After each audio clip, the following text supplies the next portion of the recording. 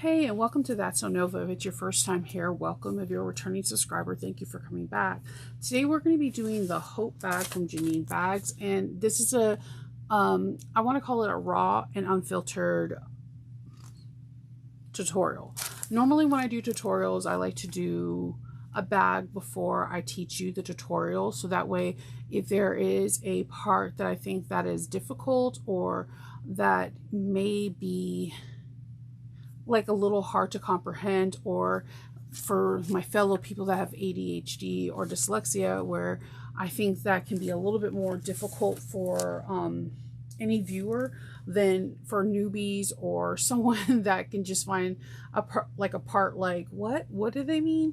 I try to conquer those so that way I can compress a tutorial that may take a day to make into a 2-hour video. So today's tutorial is a little bit different, where I'm trying a new designer and I'm trying to make the bag for the first time being filmed. So you get to see unfiltered and me kind of not fumbling, but like trying to comprehend what this designer wants. So that way you can see that I'm just like you. Everybody's just like you. All of us are trying to figure out things and just get a better understanding of what's going on. And I thought it was really important to do a video like this, because sometimes when we see tutorials, we think everybody has everything together, and they don't, no matter what people say. So I was approached by the designer to make this bag, and I thought it was a very charming bag. This pattern is quite interesting. It does have a couple of different ways that they go about doing things. So what I do implore you to do is open up your mind and open up your horizons and try new things, because we get so caught up of doing things just one way that we're not open to trying things a different way. For example, I'm filming this after I already did the tutorial. I'll give you an example. For example, the zipper panels are not done by the normal measurements that we're used to, either with 1/4 of an inch or 3/8 of an inch. And I can hear in my head already people like, no, it's done this way. Sometimes trying something new might open up new explorations and new modifications and new just new ways for you. So I feel like trying something new is always great, because you never know what it'll unlock in you. So we're going to be doing the Hope bag, and this bag came together, I feel like, I'm trying to see if I can get it on camera, phenomenally. This bag has a lot of cool techniques. It has like this really fun, the magnets on this one is super strong. It has like a great handle. There are purse feet. I opted not to have it because I didn't have any. I'm waiting for them to come in the mail. It has a great flap that apparently my magnets are super strong, that has like these really cool connectors that's inside the bag, meaning when this bag is closed and you carry your bag with crossbody or whatever, they're going to get connected inside the bag. Do you know how cool that is? I haven't seen a bag do this before. Normally like the connectors will be on the sides right here, or maybe on the side paneling right here, because there's no seams. The fact that they come from inside the panel is beyond cool to me. And we have a nice taut recessed zipper, as well as we have a zipper pocket, as well as a slip pocket. Then there is another hidden gem with a slip pocket in here. So I do give you some suggestions on possible like riveting or modifications that I think would be helpful for the Hope bag. But I think this bag is phenomenal, and I definitely think you should give it a go. And if you grab the pattern, it's a new designer for me. You may be familiar with the designer. If you grab the pattern and you're ready for some new fun and watching me fumble a little bit, let's have some fun and sew it up together. I'll see you guys real soon. Bye. Okay, so we're doing the Hope bag by Janie Bags. This is the first time we're doing a pattern from Janie Bags on this channel, so I'm kind of excited. It looks like it's pretty straightforward and it's a cute bag. She does have a lot of optional hardware, like these metal bars, I did ask her, are they like essential to the bag? And she said, no, they're purely decorative. I'm not too sure where you can get these. I do recognize maybe some of these hardware for like wallets at Emmeline Bags, but don't quote me on that. So there is a lot of prep work that you need to do, and you need to follow it very clearly. When we get to some of the parts where for the main panel, I'm going to explain it so that way it could be a little bit more easier. So after you do your prep work, bring your pattern to you, and we're going to start by doing the construction of the handle. So we're going to need you to get pattern piece E, and we're going to start drawing out some lines. So we need to draw a straight line down the center. This is about 4 inches, so 2 inches.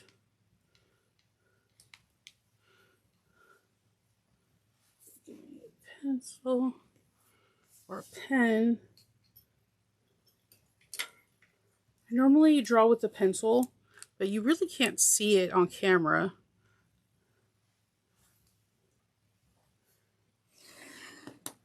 Okay, and then we need a 1-inch mark here on the top part. Should be about where you had your interface, like interfacing stop. And we're going to, she used glue, but I'm going to use some double-sided tape. But if you're going to use glue, I like to use some vinyl cement, especially if I'm using vinyl. This is the HH-66 vinyl cement. It gets tacky, and it does take a little bit of a time, and you need to use it in a well-ventilated area. I cannot stress this enough, a well-ventilated area. So I'm going to put double-sided tape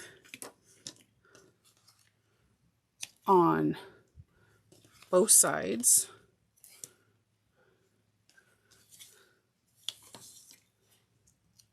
See if I can kind of recreate this, because it's old squeakers here.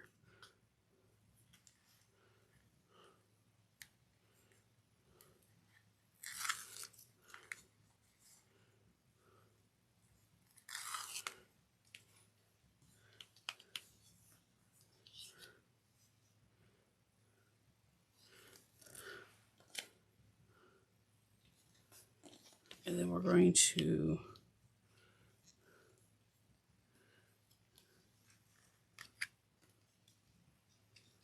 kind of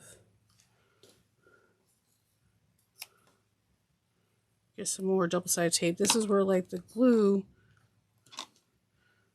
really shines.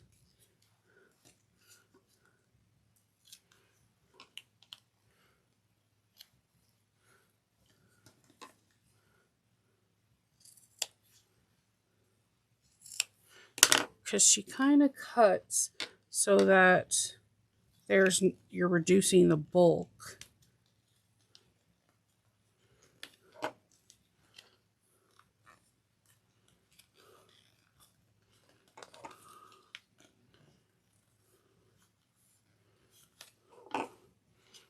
I see what she's doing, so I'm kind of cutting at an angle just within that 1-inch mark. Ooh, I'm already messing up the table. It's going to happen. It's inevitable.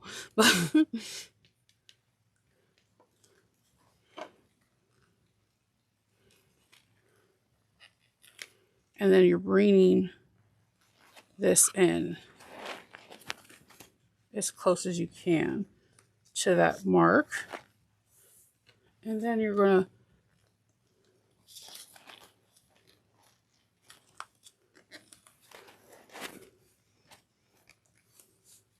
fold over.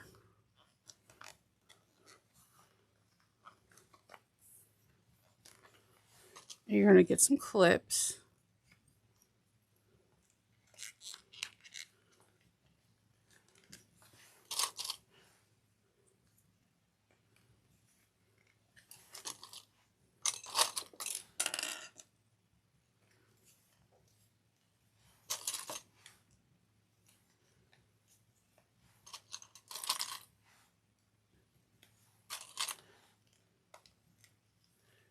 And then we're going to turn the page.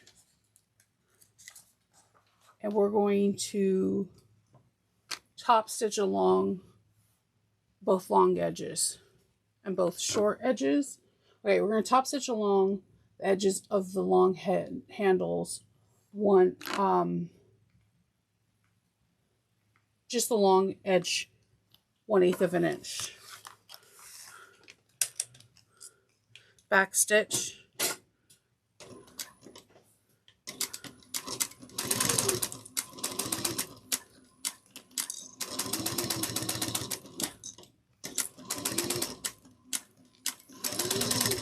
So we're not top stitching on the short edges. I don't see instructions on that. Let's see.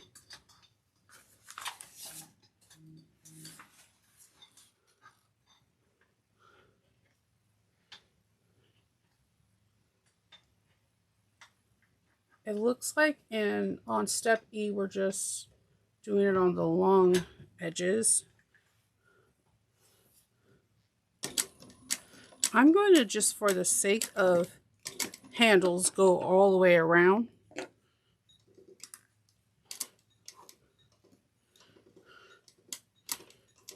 Just to make sure that everything's nice and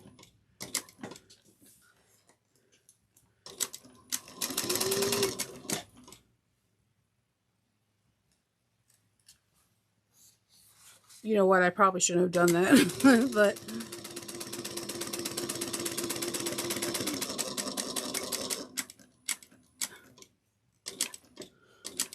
back stitch. I'm not going to do it on the other end because most likely we're going to sew the short edges in the next step. This is my first time not sewing the bag ahead of time. I wanted to give you guys more of a real raw action, but this is our handle right here. We're going to grab our main flap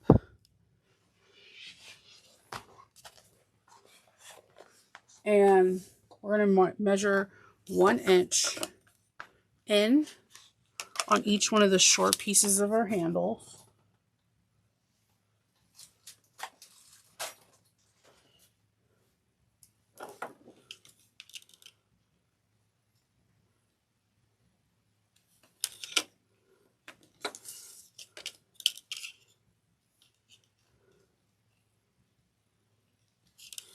All right.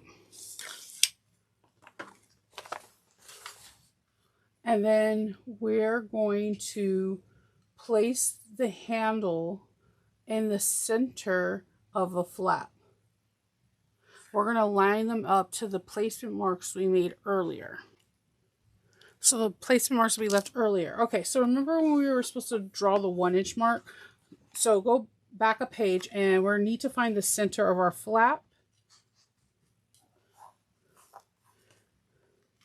This is the center. I'm just going to clip this, just make sure it doesn't shift.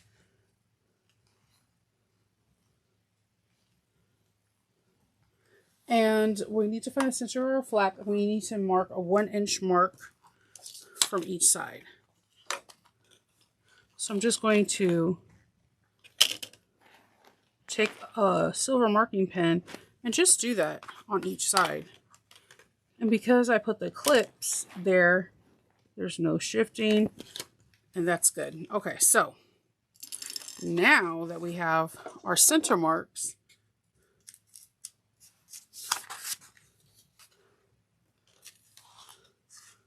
those marks we're going to put the handles on. Okay, so I'm going to get some double-sided tape that I can never find the original pieces at. And just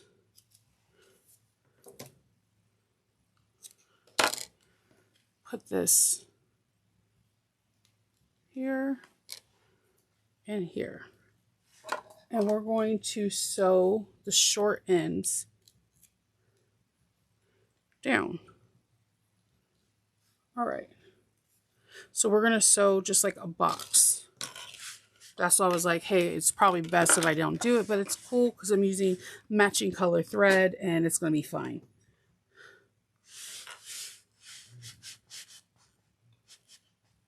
If you have thick seams, don't be afraid to use a hump jumper or hand crank. I like to hand crank when I'm going the opposite direction, like when I'm going around a corner, because you can still get skip stitches no matter if you have a industrial machine or not.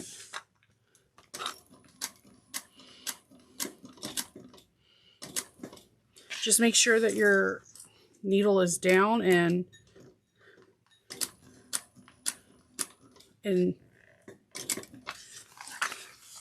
take your time.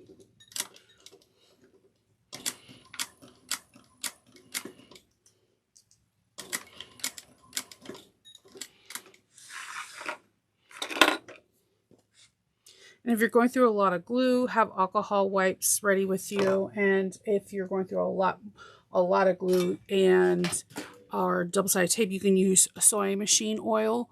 And you could place it around, like put a couple drops on your finger and put it around the needle, and it could help make your needle puncture in and out and make it glide so you don't have skip stitches. Sewer's Aid does the same thing.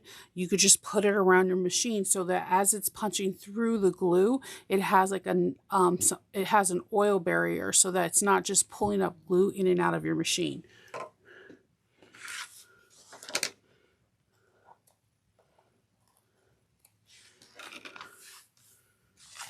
Okay, we're going to do that on this side. We're going to take off the double-sided tape.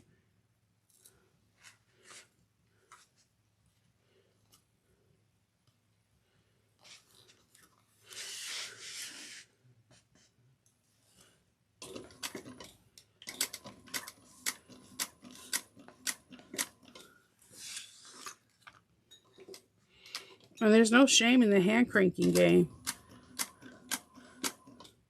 I still, like when I go around a corner, I still hand crank the first stitch just to ensure that I don't get a skip stitch.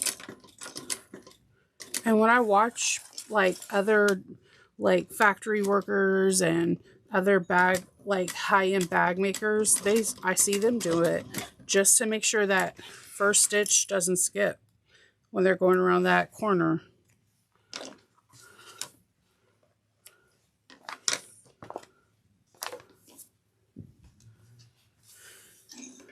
All right, so we have our handle on. That looks good. So we're going to put this aside and we're going to work on our ring connector. Let's see where.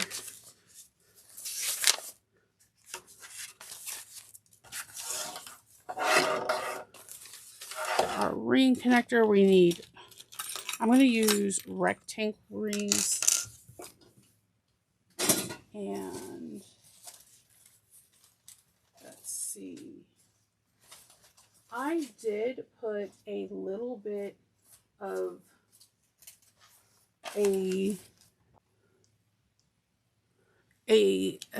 like not adhesive, but Decovil Light in the middle because I know it was going to be a connector. So that was me. Hopefully this won't bite me in the butt. So we're going to find the center, and I'm just going to draw the line,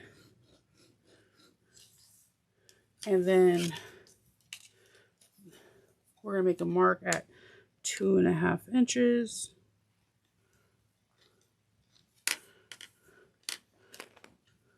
Sometimes I put like adhesive nylon or sticky waterproof canvas on here too, just so that way there's something that's going to give so I'm just going to stick this on here.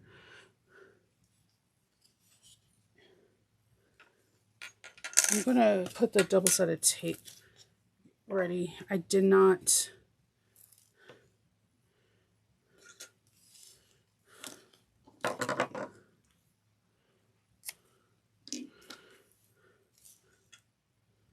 let's hope this works because I'm not using glue.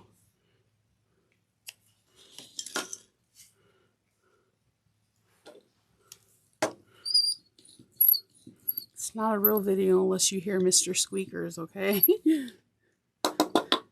As I fumble around with this, you can join me. I really wanted to do a video where you see me not make the bag the first time and then show you guys the second time how I make it. Because I think it's important that you guys see like the wins, the fells, and everything in between. So we're going to fold this down to the 2.5 inch mark.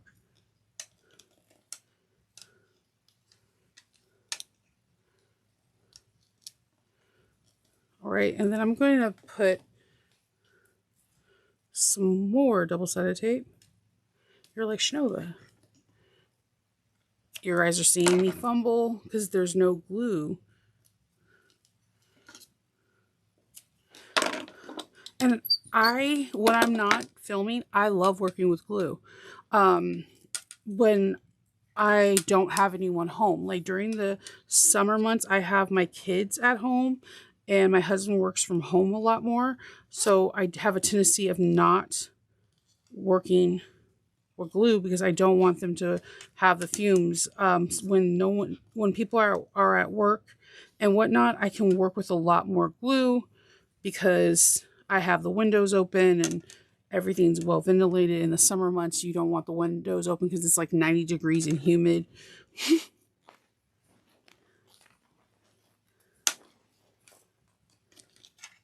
And glue is temperamental. It acts funny in certain climates and certain heats. All right. So we have it like this. This looks pretty dang good. That's a nice one. All right. We are going to get the right sides of our lining flat.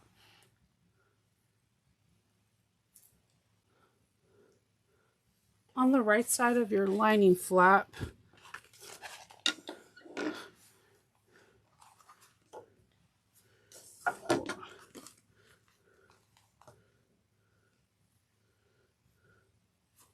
locate, on the right side of your lining pipe, locate the center lengthwise and position the ring. Okay.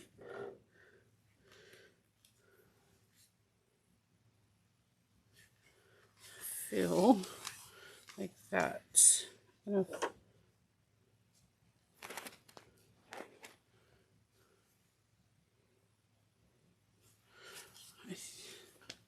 This is the X mark the spot kind of scenario.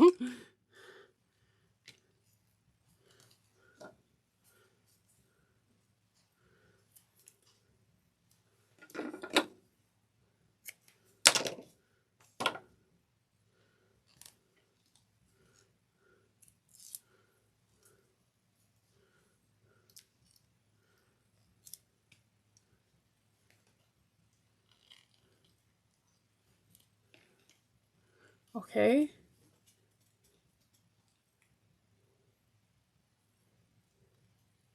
And make a box that is 1/8 of an inch. All right, so I know for a fact that my machine can't go to the hardware more than a half an inch before with each hardware. Every hardware is different. The chunkier hardware, I usually give a bigger seam allowance. So I'm just going to draw out the box. Let's see.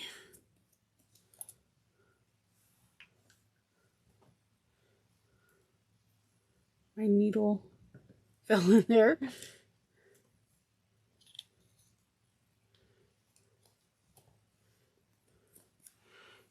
I'm just going to rub the oil on here because there's so much double-sided tape.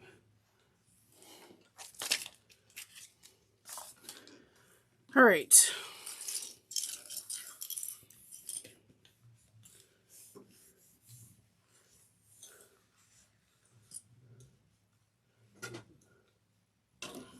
I'm going to back stitch 2 steps forward and 2 steps back.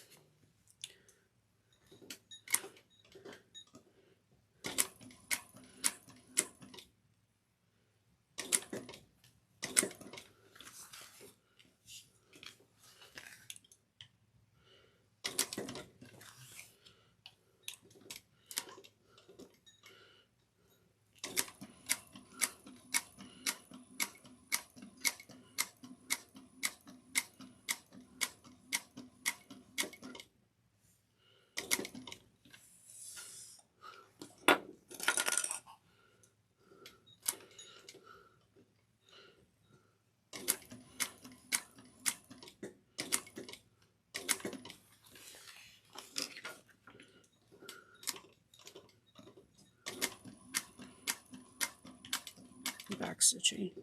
All right, guys, I got her done. It's a nice little rectangle right there and no skip stitching.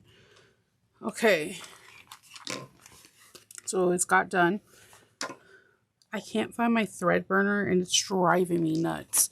All right, on here, our next step is to, from the bottom, we need to measure on each side 1/4 of an inch to put our magnetic snap from the right side and the bottom edge. Okay, so 1/4 of an inch. 1/4 of an inch in from the bottom and from the side.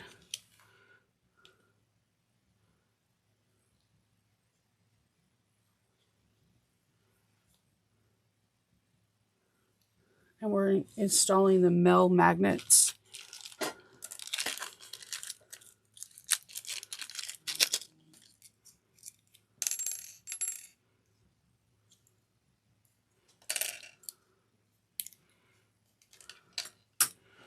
All right.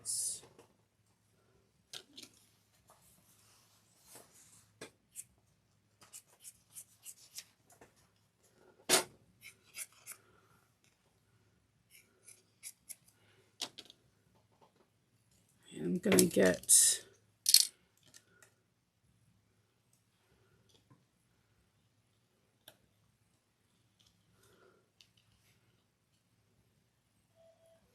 that's my wash machine. It sounds like R2-D2. I don't know why. I don't know why.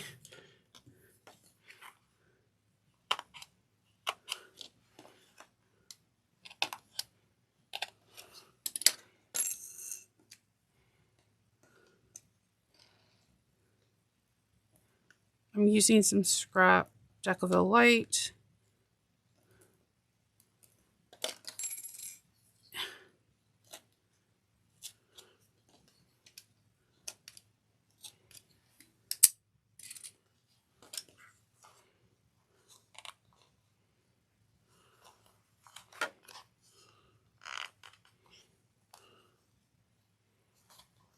I hate when like one of the legs of the magnet goes in so easy and you know the blade went through both sides. You're just like, just get in, please.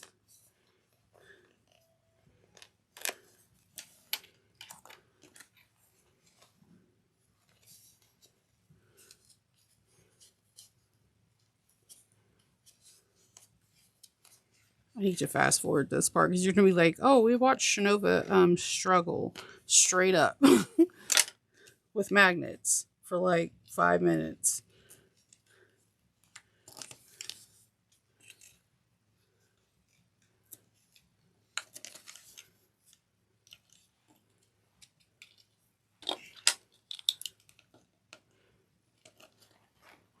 It was hilarious. And you can put double-sided tape or duct tape, whatever, electrical tape, whatever you want on the back of these. If you want. All right. Okay, after we install this on the wrong side of the flap, I need you to make a 1/2 inch markings on the wrong side, on the short side of the seam, and mark a 1 inch on the wrong side of the flap on one seam. Okay, so all on the wrong side of the flap, mark a 1/2 inch on the seam allowance on the short sides. Okay.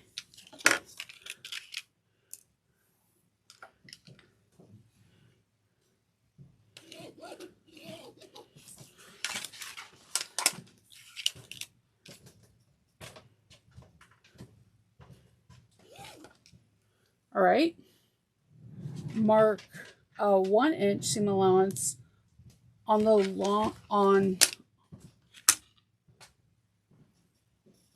on the opposite long edge seam on the wrong head side, okay?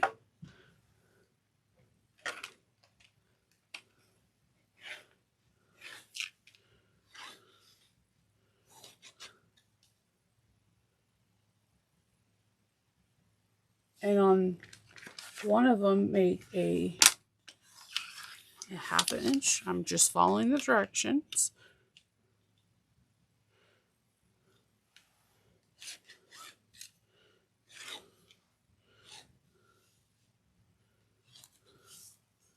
All right. And then we're going to grab this, and I guess we're going to do the same on this one, which is going to be fun because there's a handle.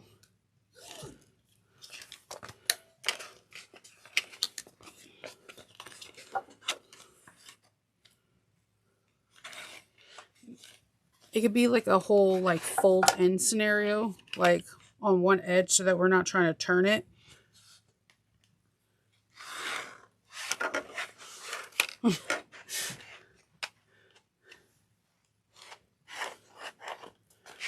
So like you sew one side at a half, all three sides at a half inch seam allowance, and then you sew the other side at a you fold over.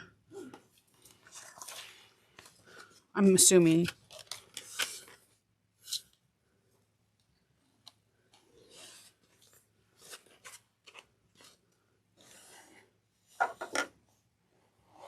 All right. Then we're going to put these together, which is super fun.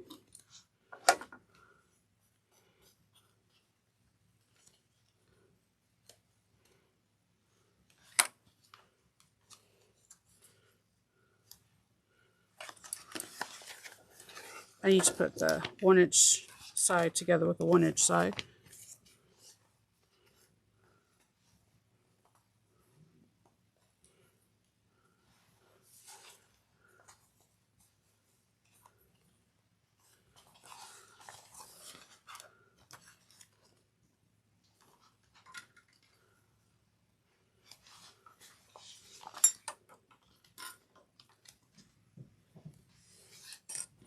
All right. All right, so we're gonna sew the half inch seam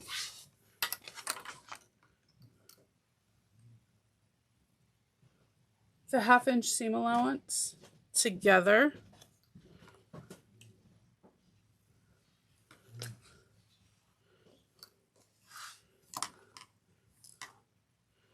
And let me do this. I'm going to do the stop and start point.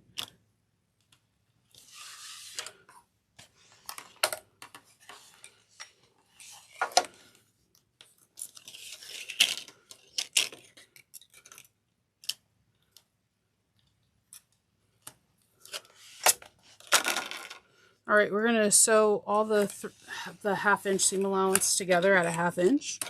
Back stitch at the beginning and end. Remember, you have to stop and start at the half inch mark too, at the 1 inch. So don't sew from the top. So at the 1 inch mark, make a half inch mark at the beginning and the end, because they're going to get folded in at a half inch.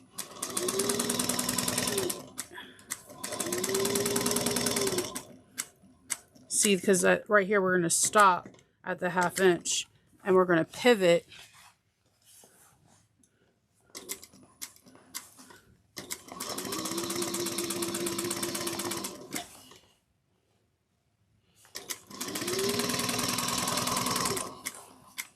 and you're like, Shelva, why not clip it? Because there's this big hump.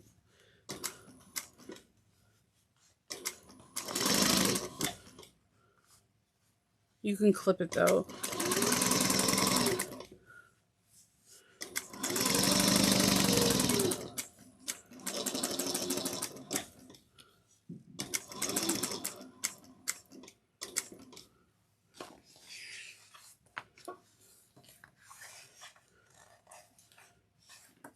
one more stitch.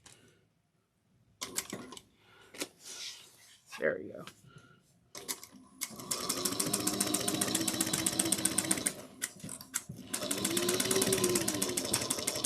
And back stitch at that 1/2 inch. And then we're going to trim what we sewed to a 1/4 of an inch. So I'm just going to trim the corners first so that way we can get nice sharp corners. And then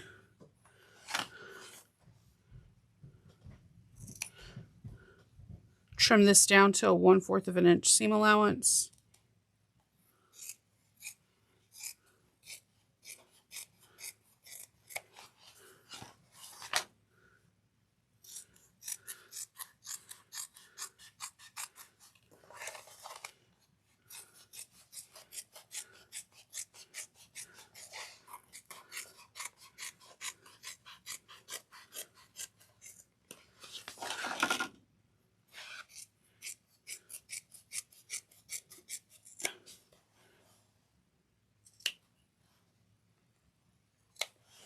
All right. And then I'm going to get some double-sided tape.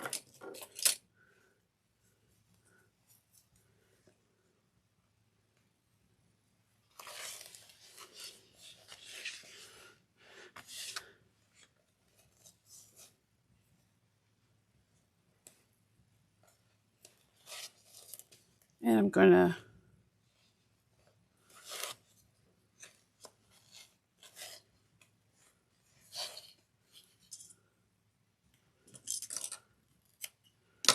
place it here. And then I'm going to fold this over onto itself at that 1 inch mark, that line that you made.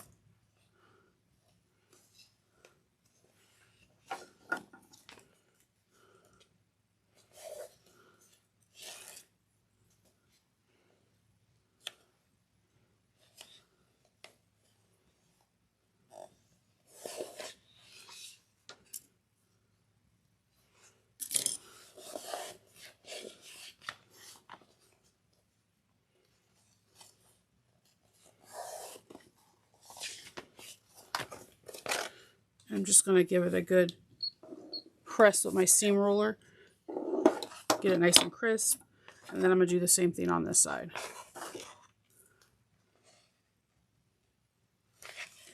And anything, I'm going to trim off any excess that's hanging out before I turn this.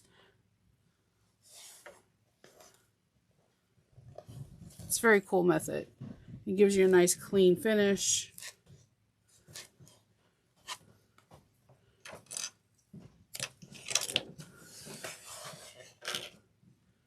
And again, if you don't have double-sided tape, you could do this all with glue.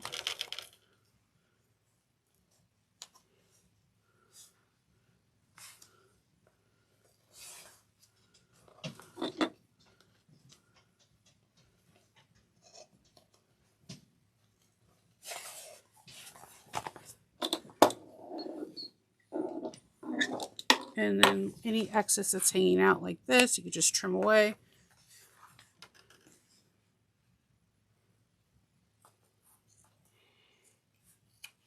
All right, so I'm going to turn this right sides out. And I'm going to get a point turner and just gently point out these corners, not with anything sharp because you can poke a hole.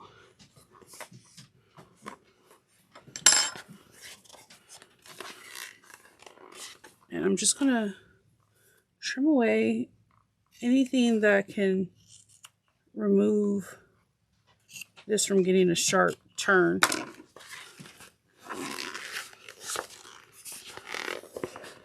Nice crisp corner.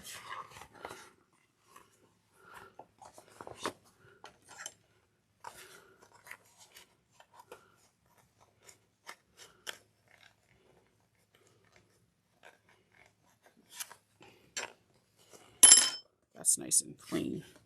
Let me see if I can get this one a little bit more clean.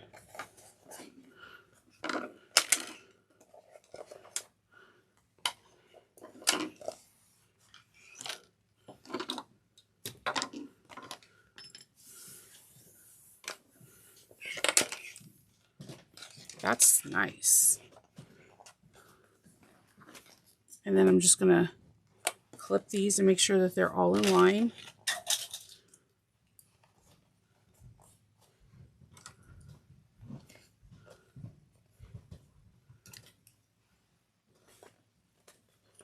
This is going to be a nice flap.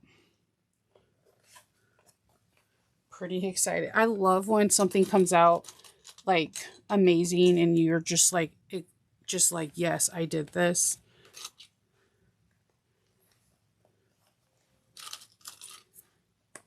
All right. We have this. All right.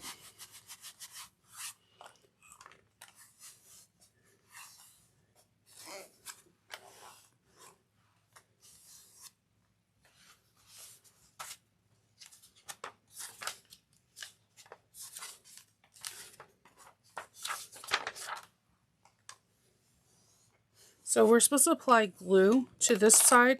Again, I don't have glue, so what I'm going to do is I'm going to apply double-sided tape.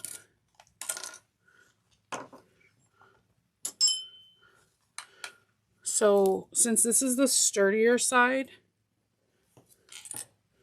I'm going to trim a little bit here, and I'm going to apply double-sided tape. And this part's needed. If you look at the next steps, there's going to be parts that we're going to top stitch, and there's going to be parts that we're going to leave untop stitch to attach to the main part of the bag. So you need to do this next part. You need to put some double-sided tape or glue.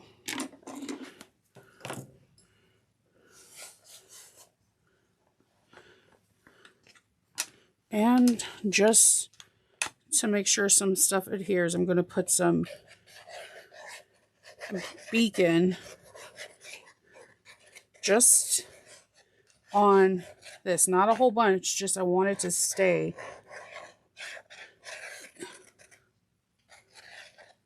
And beacon dries really fast.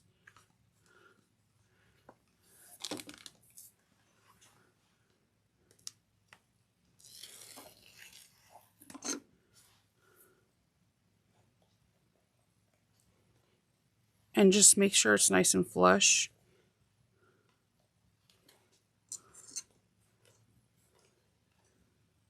I'm using wall wax double-sided tape, so it's permanent tape. And I'm going to get my little squeaky wheel again. And I'm going to adhere the tape. And I'm also, at the same time, going to adhere the glue by just rolling on it. Okay. Tell me that doesn't look good. Okay. So in the next part, we're going to align. Now, on the edge of the flap, press sides together. We're going to mark 11 inches on the bottom edge. We're going to align the bottom edge of the stitches.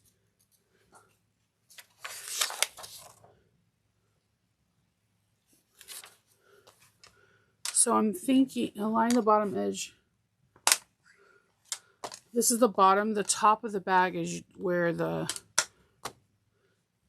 magnets are. So align the flap, press it together, measure and mark 11 inches from the bottom edge of the bag. Okay. Let's see. And not drop the pattern shows.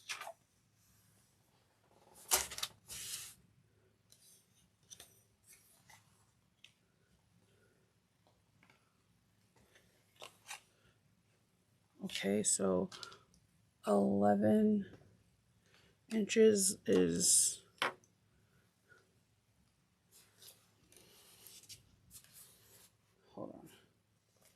let's see. Give me 1 second. I want to make sure I get this right for you guys. Girls and boys and seamstress and seamsters. So I'm glad I read the next page. Okay. So This is why I usually do bags ahead of time. All right, so it says the bottom of the bag, but if you hop on over to the next page, you can see that the top, that the 11 inches is actually the part with the magnet. Okay, so we're going to measure 11, 11 inches where the magnet is. Okay, this bottom part is going to be attached to the bag. We're leaving that part unstitched. So we're going to measure 11 inches up, and it's a couple, it's like a couple, about an inch and some, an inch is like 1 1/4 inch, not quite 1 1/4 inch, above the handle. We're gonna top stitch that. Woo! The girl was like, what the? I would have been mad, and you guys would have seen me probably cry, and I would have posted it. Like, what? I'm excited because this bag does something a little bit different for the body of the bag. And you're going to see, because when I looked at it, I was like, oh. So we're top stitching this at 1/8 of an inch. You also go put sewer's aid or something to help to make sure, to ensure that you don't get any skip stitches.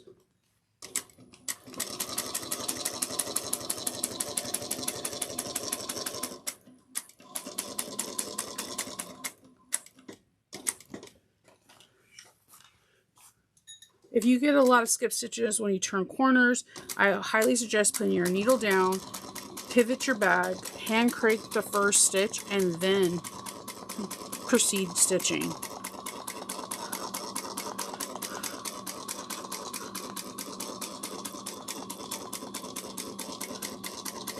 I'm back stitching. You can pull your threads to the back, but I'm a person that back stitch. I love to know that everything's secured.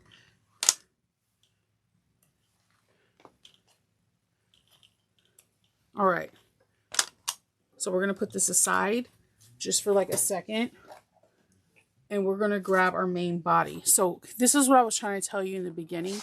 There are no spaces in between this. Make sure if you had struggles with this, make sure that there's no spaces. This measures out exactly. If you have like a 1/8 of a gap or whatever, you just, the struggle will be real. So on the right side of the panel,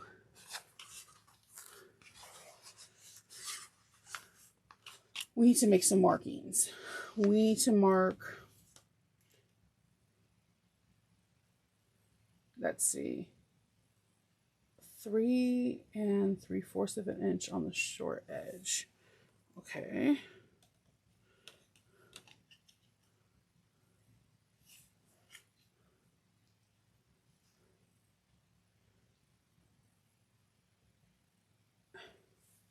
Wait, hold on. 3 3/4 with a 1 inch mark. Okay. 3 3/4 with a 1 inch mark. Okay. On the short ends,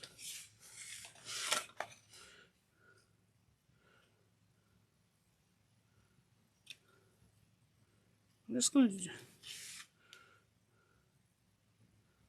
do that. All right. And then this is the part that I got really excited about because I've never seen anything done like this. I get excited to try something new. You should too. It's fun. So we're going to place, so in the video, in the pattern, she has it like this. We're going to place this here. Okay. On the markings. And we're going to start sewing 1/8 of an inch from the flap like this. So we're going to sew this down, right? But we're going to use the 1 inch mark to sew down from. So we're not going to, we're going to start sewing at the 1 inch mark. Okay, so on your main panel, start sewing 1/8 of an inch on the flap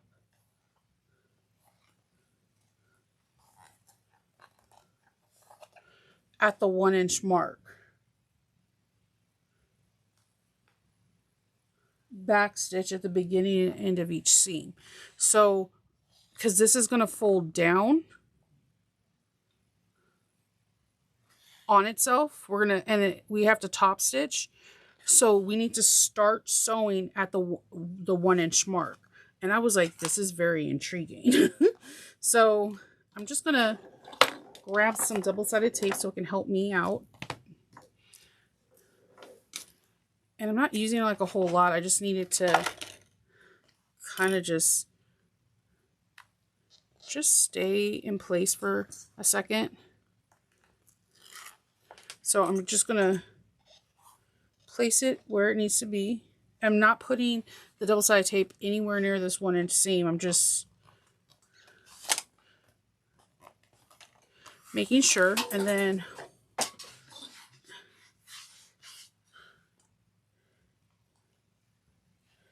hold on. Apparently I wanted to tangle up all my thread at this time because that's how I roll. And I'm going to start and stop with a back stitch.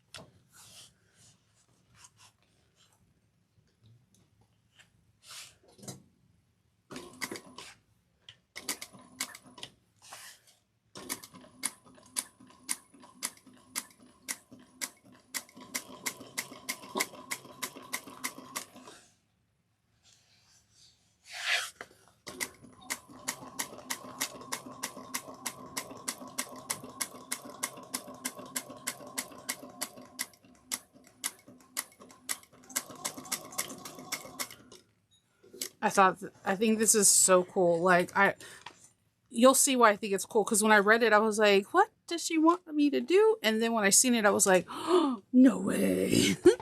So here's that stitch. And then we're going to do it again on this side.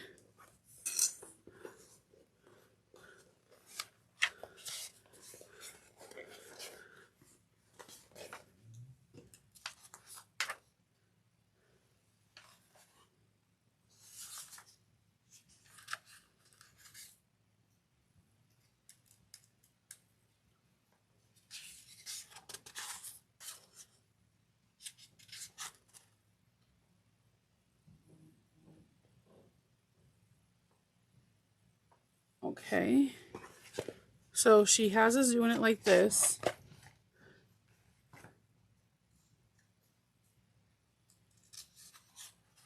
Then we're going to bring both seams, these two seams,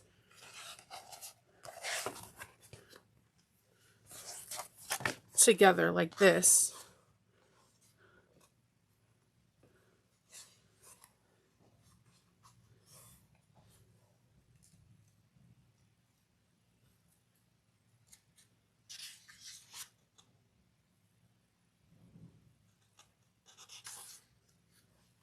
Because we're going to have to eventually do this side. You really can't do this side yet.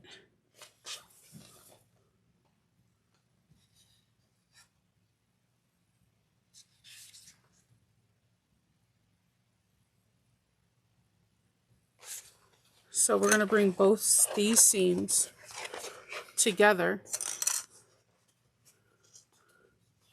the bag, so your flap is still in here.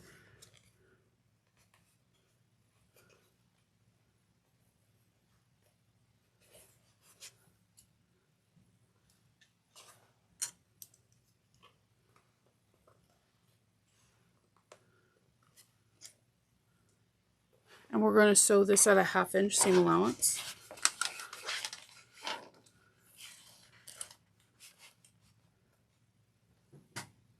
Back stitch well at the beginning and the end.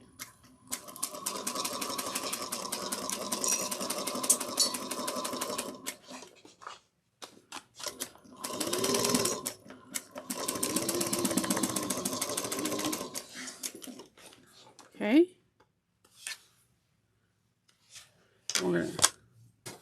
Then put some double-sided tape, and we're gonna get these seams nice and flat.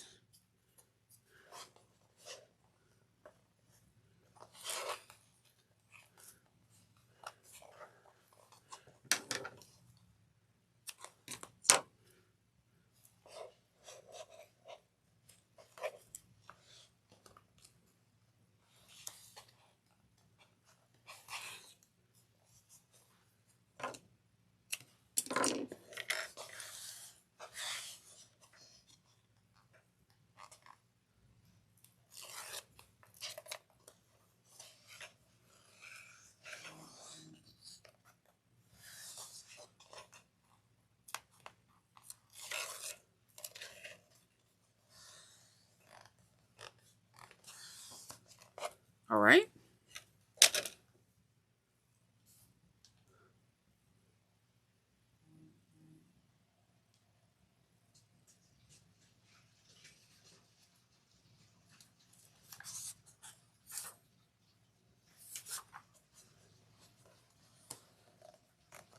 Okay. And then we're going to position the flap, and we're going to kind of go ahead and sew up this side of the bag. And we're going to, again, remember that not to go past that 1-inch seam.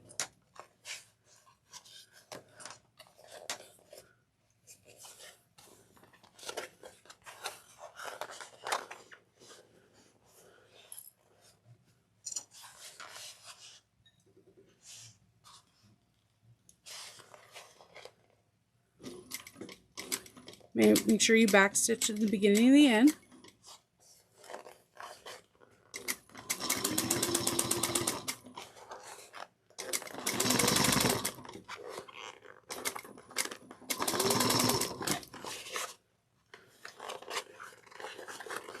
And just keep everything, you know, flat as possible.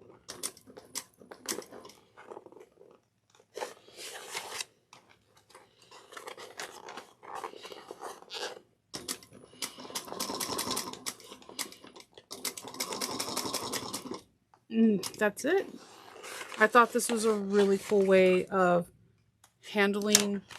doing that. I haven't seen someone do that kind of technique, and I thought that's pretty cool. That is really cool. Now we're going to get the base. And we're almost done with the exterior. Let's see. It's right over here. You could put bag feet on here. There's bag feet placement. I'm doing no bag feet. It's purely optional.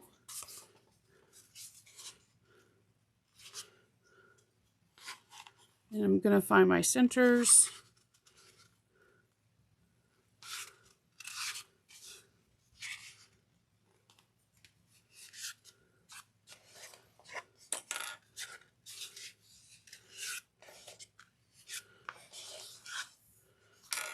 I have like so many threads. I have rogue threads everywhere.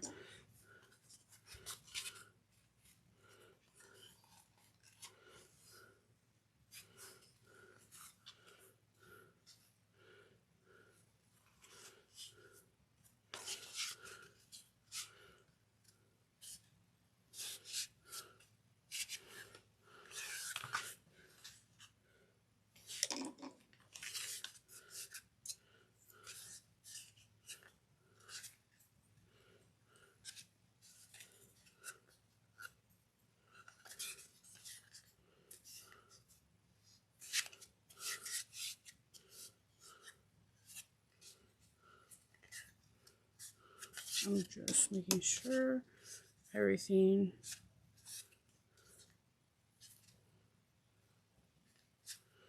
I swear these pieces, like I cut out the piece and then something just looks slightly off. There we go.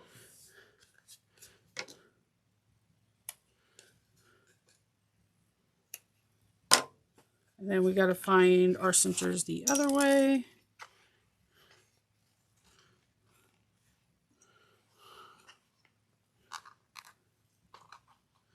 It's always better to do this before you put your interfacing on.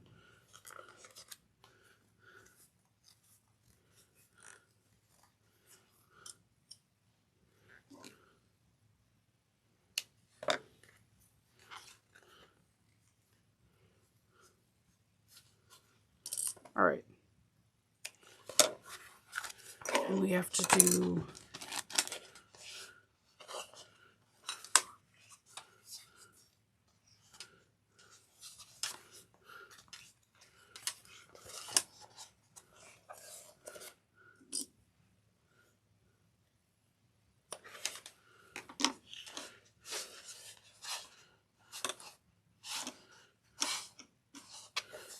we have to find our centers here. It's a little bit harder for this one.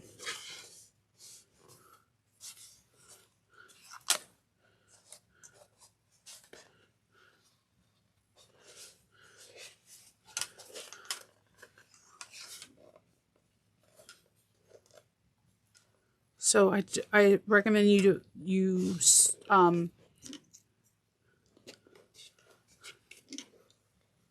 just finding your centers off of the main middle panel. So you could be that one, and then putting your two middle panels together, and then you can find your centers off your sides that way.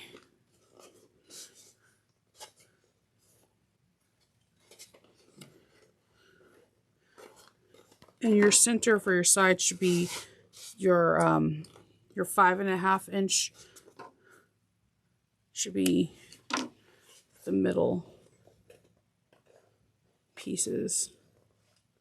That. Okay. We got our centers, guys. It took us a minute. Let's put this bad boy on, and then we will be doing our lining, and before you know it, we'll be done.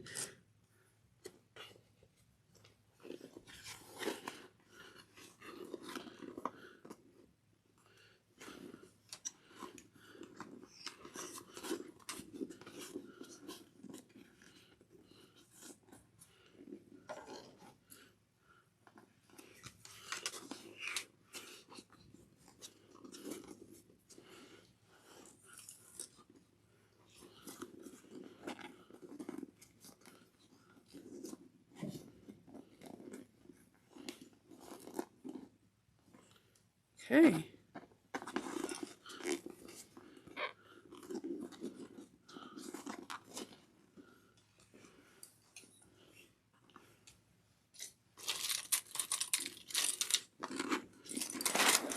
Let's clip it, and then we have a 1/2 inch seam allowance.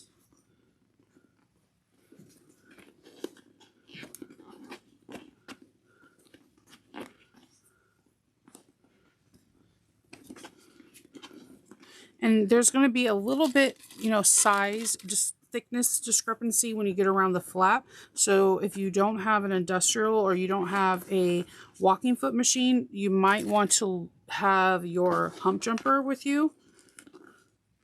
If you don't have a hump jumper, if you have like fabric that you can put on the back of your foot to help keep your foot elevated on the same plane, and it's not like looking like it's climbing up a mountain.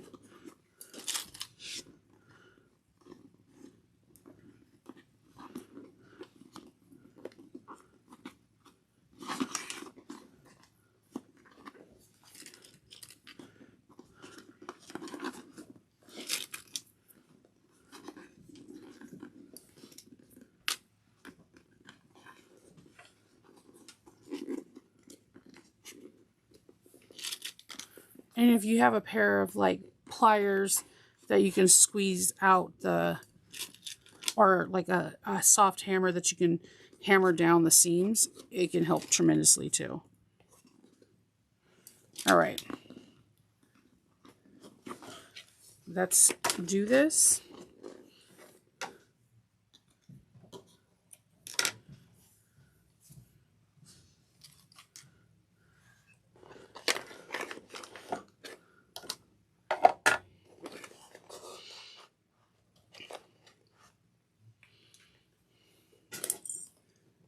back stitch in the beginning and the end.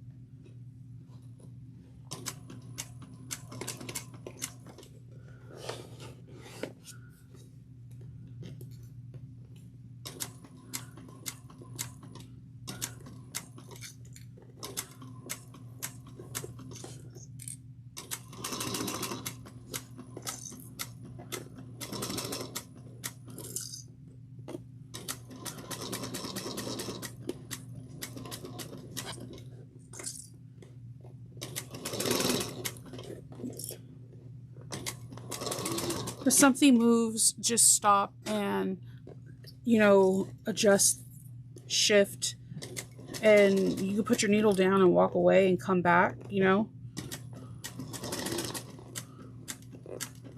Take your time. Don't forget to breathe.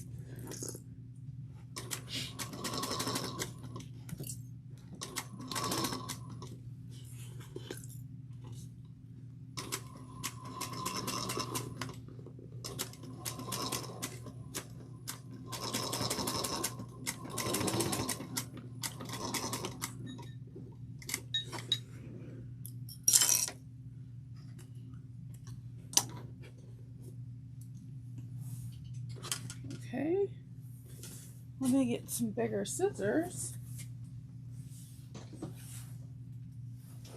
And we're going to trim this to about 1/4 of an inch.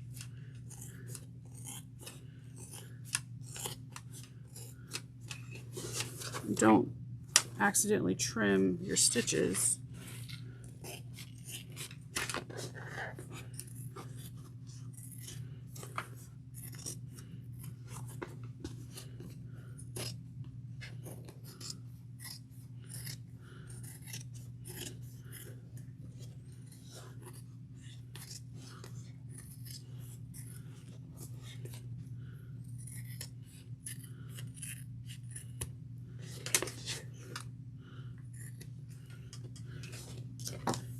Okay, and then we're going to turn the bag right side out.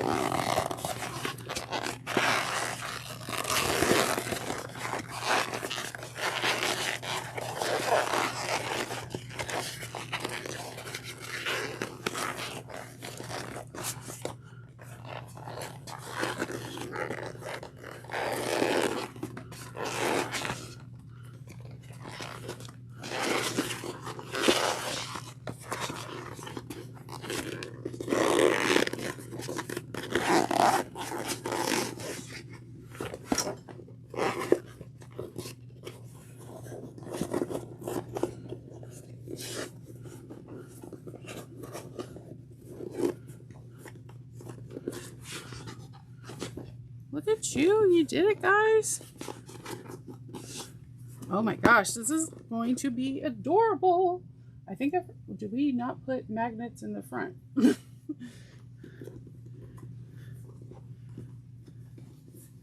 feel like we forgot a step. Hold on. Or maybe it's just a me thing. Nope. We're about to. Hold on. All right. Installing female magnets. This is take 2. Okay. I was like, wait, hold on. We did not do that. All right. We need to apply edge glue around the bag, so we're going to do double-sided tape.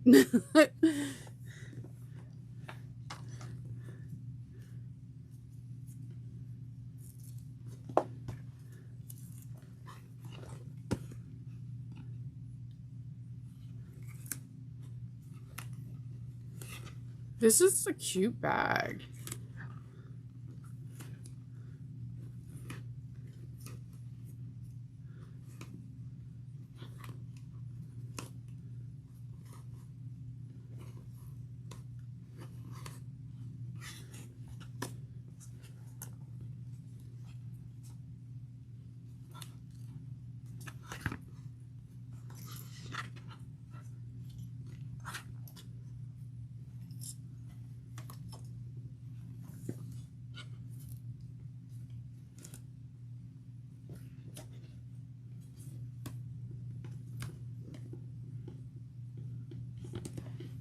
Okay.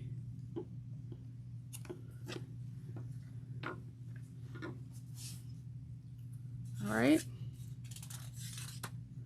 And we're going to remove the double-sided tape. And we're going to press the seam allowance down around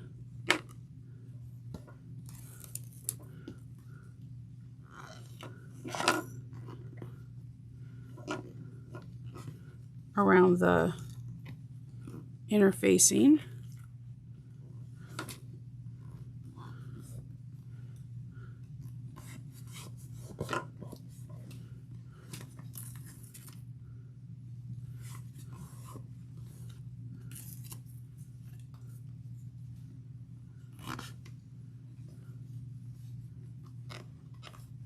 So I'm just going to get my handy dandy squeaky seam roller and again give it a good press.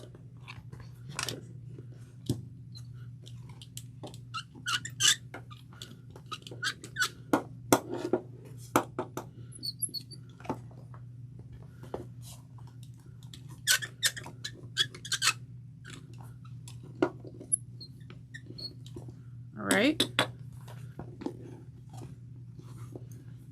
All right. So we're going to get the female snaps and we're going to install the female snaps in position. We're going to clip the bag and install the snaps to where they're lining up.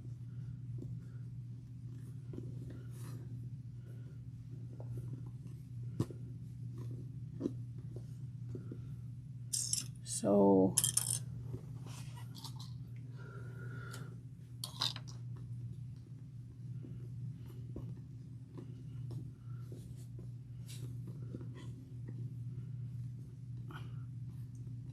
I guess there's not an actual measurement, so I guess how you want it to sit.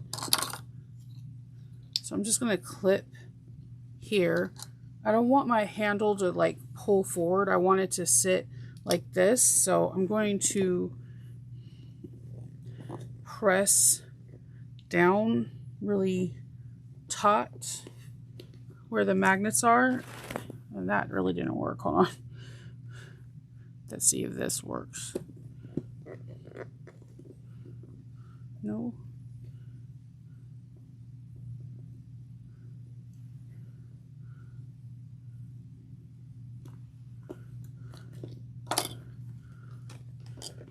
As long as you guys are even, because it would look weird if you weren't.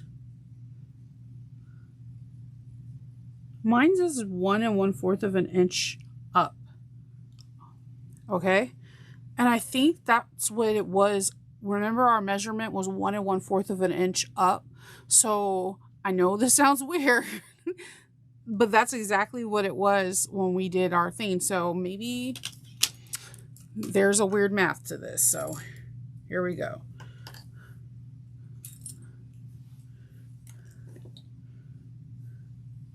Don't like actually doing it this way, and it's no ill will to the designer or anything. I don't like doing it this way because one, I don't. I like to do it pre, but I understand because what if your vinyl is heavier or thinner?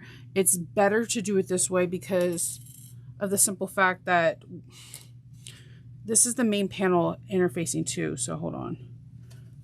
This main panel is 3/4 of an inch in 7/8. And this main panel piece, it's like,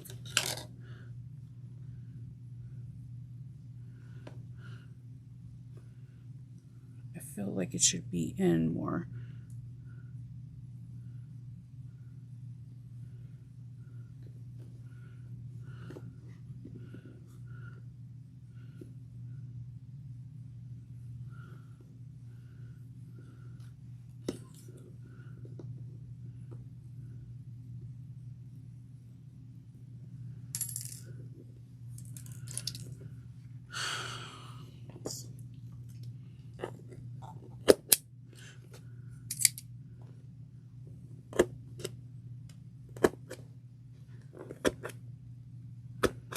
Okay.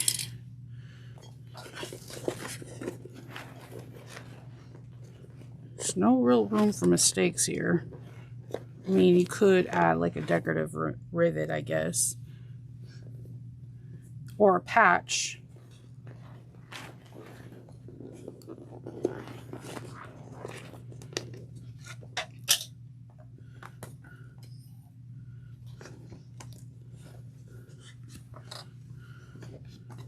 We're going through, the interfacing on this is like Decaville heavy. So we're going through, or EV foam. So we're going through some serious interfacing. I'm folding down the prongs with my seam roller.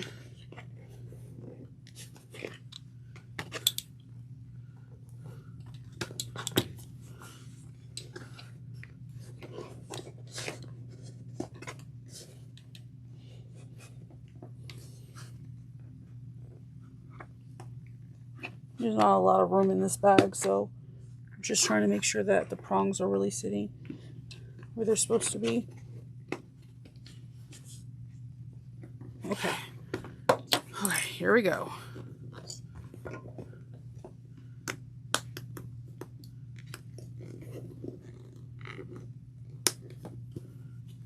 Ta-da! Oh, yeah. Oh, sucky, sucky. We did it. Yay! All right.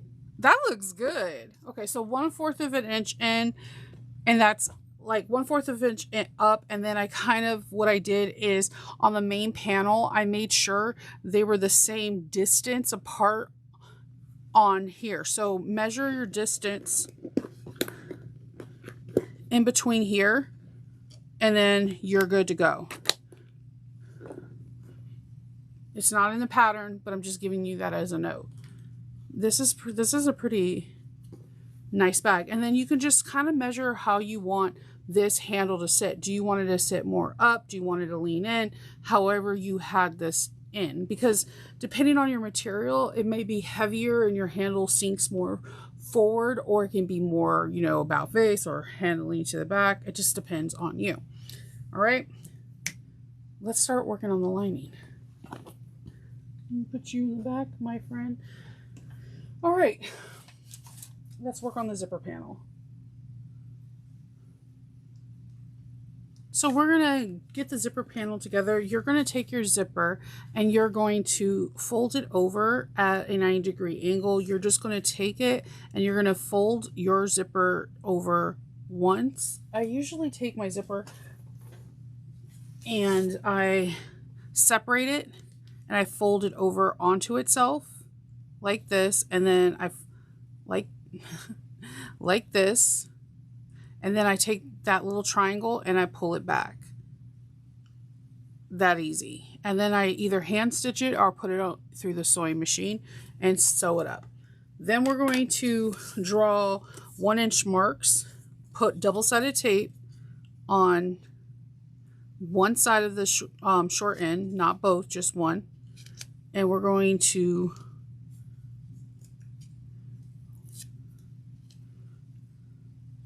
fold it over. Then we're going to take our lining and our exterior pieces and put them together and sew them together using a 1/4 of an inch seam allowance.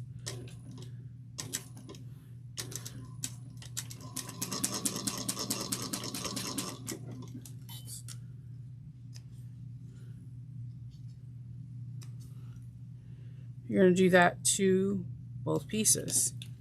Now we're just going to press them right sides out. Then we're going to position our zipper tape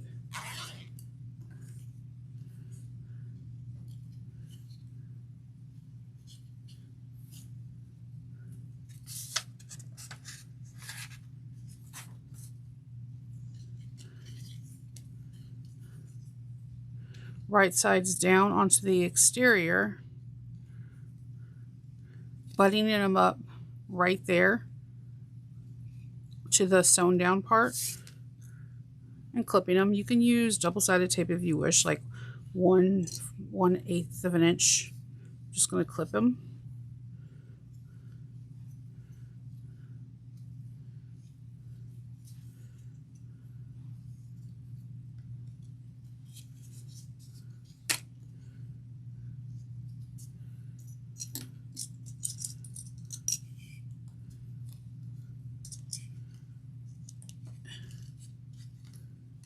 And we're going to sew it using I'm assuming a 1/4 of an inch or a 3/8.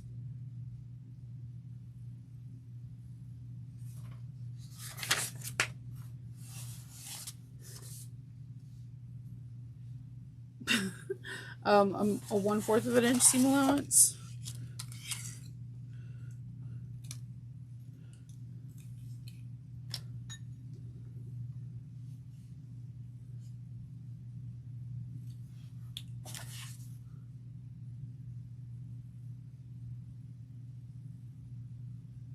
Sew along the clip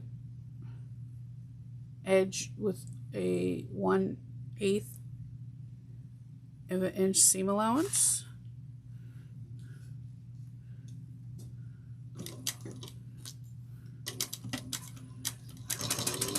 Sorry, with a 1/8 of an inch seam allowance.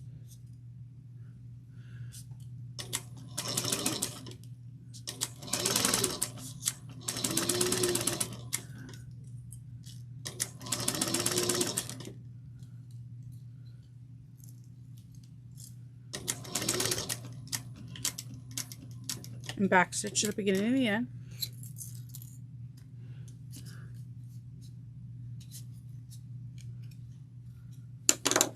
And then we're just going to turn it. I'm just going to clip this so that way it turns nice.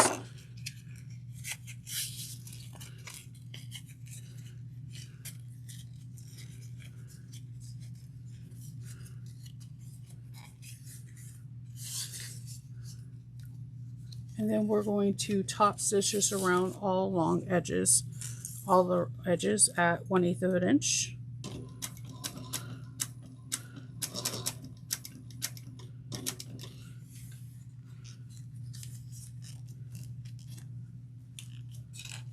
And I'm just going to make sure everything's nice and taut.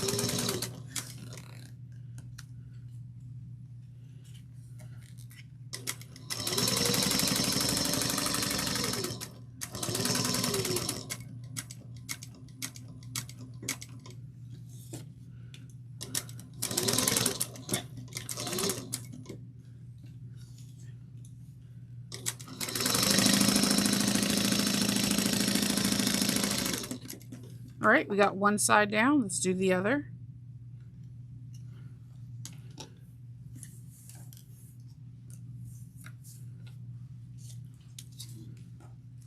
Right side's down on the exterior.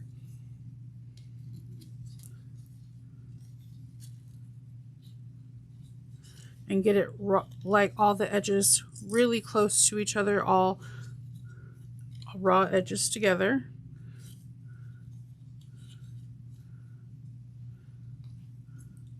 I do not recommend double-sided tape because we're only using an 1/8 of an inch seam allowance.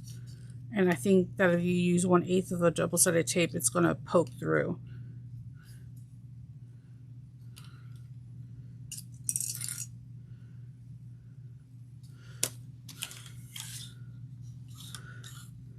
So 1/8 of an inch, and I'm starting right here at the 1/4 of it, after the 1/4 of an inch that we'd already sewn. back stitching the beginning and the end.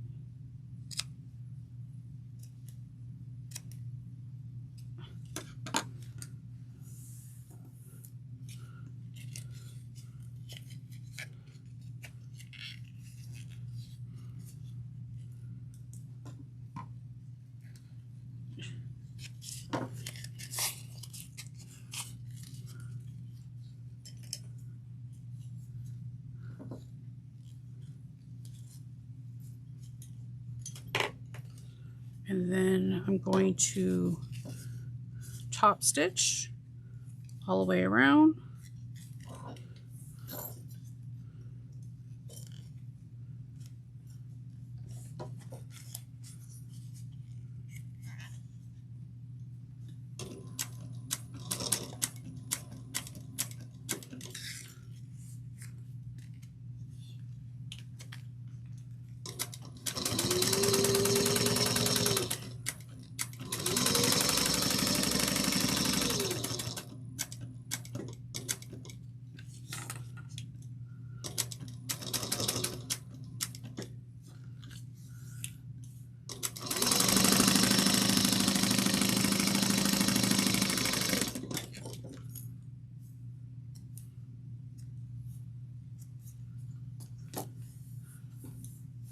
All right, we have our 2 zipper panels.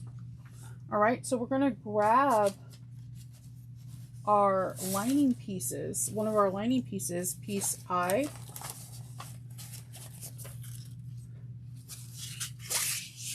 and we're going to find our centers.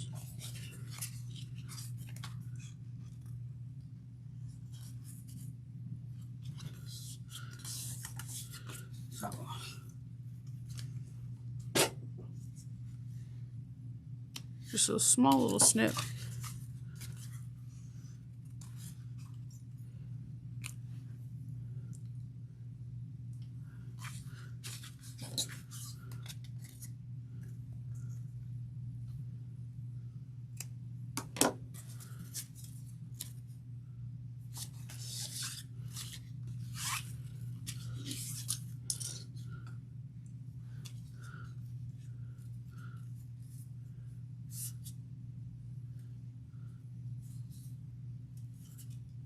I'm getting this and I'm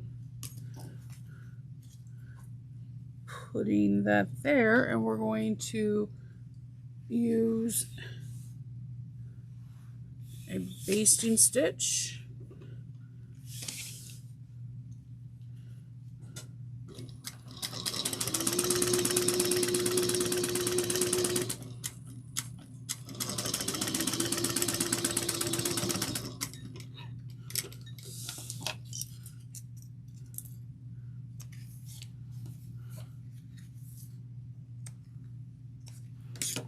And then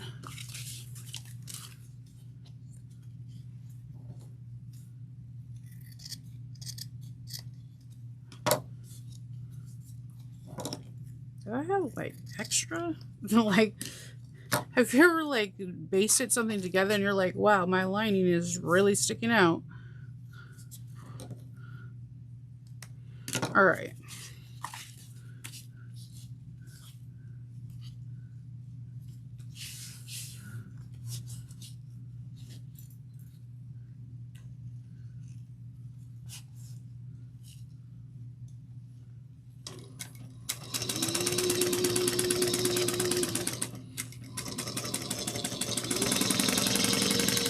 So we have that basted in place.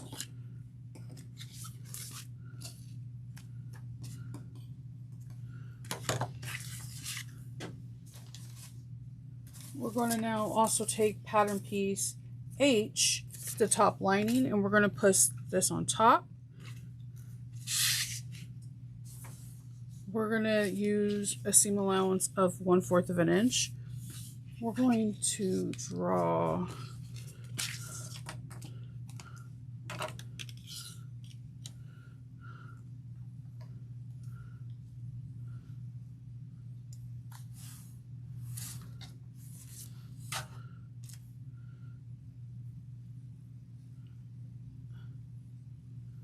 it looks like a 1-inch.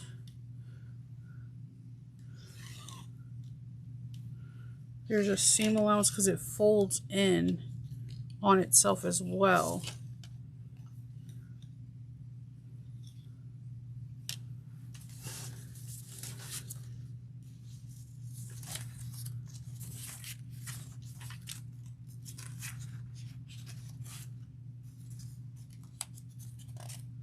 Let's see.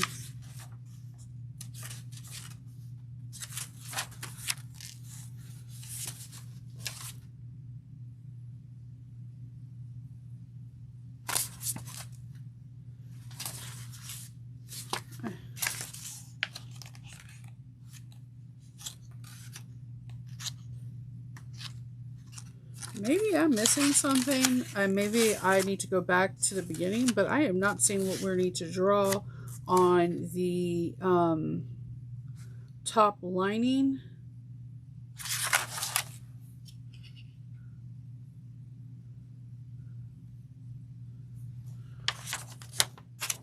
Maybe we need to draw a 1-inch box so it could fold down a 1/2 inch. But in the picture, it kind of looks like it's at the 3/4 of an inch. Maybe.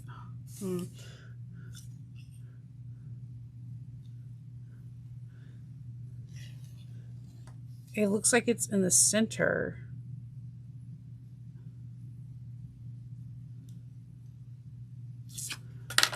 I'll definitely ask the designer, and if there's a discrepancy, I'll just put it in the pinned comments.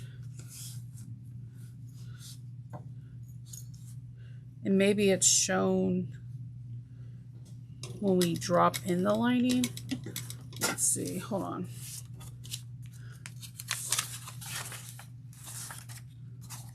Let me just hop on over a few pages.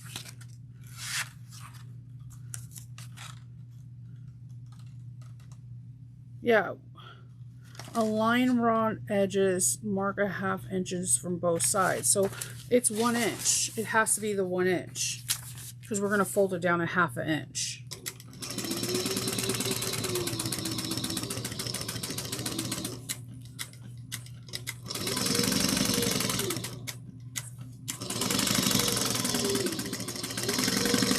So maybe she already pre-marked it and then it's told to us at a later step. And we're going to top stitch it underneath at 1/8 of an inch.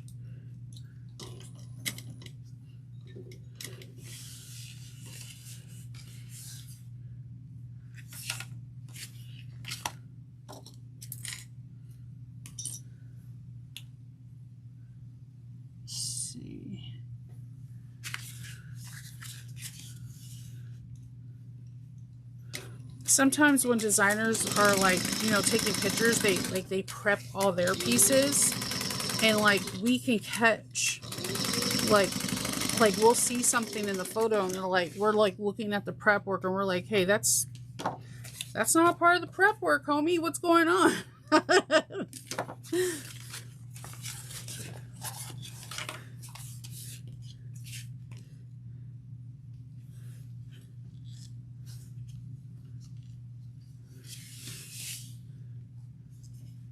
So let's get this part done. And then the next steps are, it's going to feel familiar. We're going to have a slip pocket. We're going to have a zipper pocket. And then we're going to start doing like the drop-in lining. And we're done. So this bag is really cute. The shape is very unique. I like the fact that it is structure. So if you're looking for a really small structure kind of messenger style bag, this might be very much the bag for you.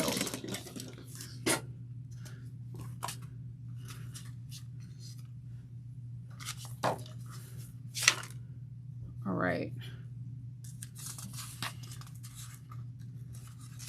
So we're going to get the slip pocket done. Pocket piece K.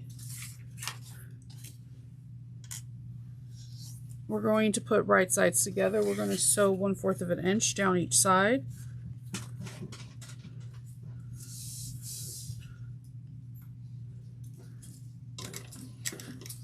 And my puppy Loki's coming to visit. What's up, Lo? You're flopping ears? I know. I appreciate the love.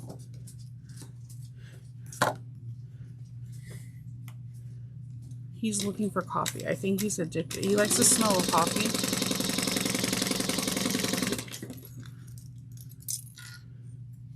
Like whenever I make my coffee in the morning, he's like right here. Like, hey mom, do you have coffee for me? And I'm like, you can't drink coffee. You're not a human. And he's like, says who?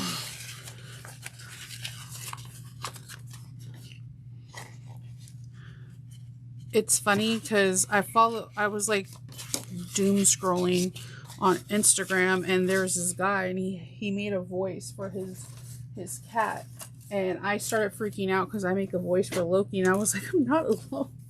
I'm not alone. We need pattern piece M, and we are going to get some double-sided tape.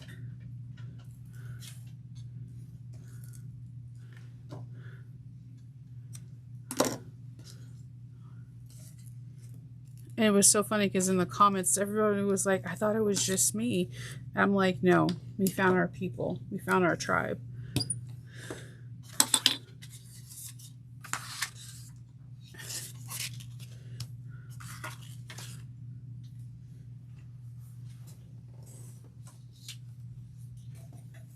And my vet said, no, it's actually quite normal. I was like, okay.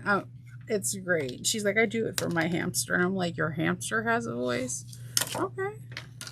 Who am I to judge? I was curious. I wanted to ask her to do her hamster's voice, but I didn't cross that line. So I'm putting it right on that line that I just drew the half center. And now I'm going to fold it over.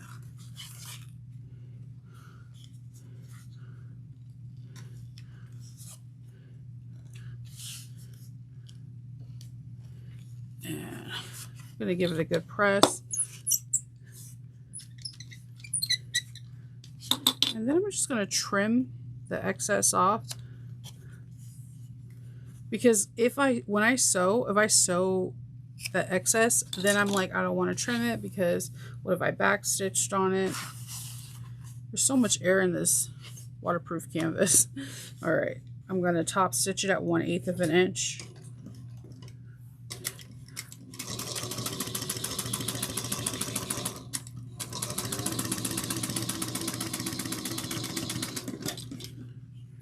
Right, and then we're going to place this on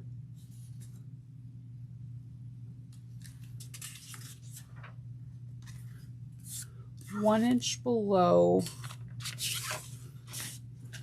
the seam.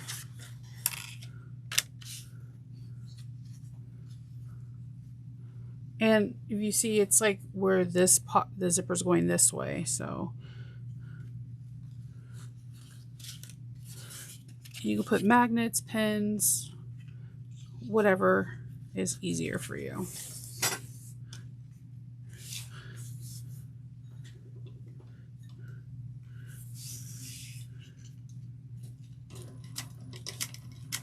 I'm going to back stitch one off and then 1/8 of an inch all the way around. Well, not all the way around. Don't sew up the top. I'm sorry, not all the way around.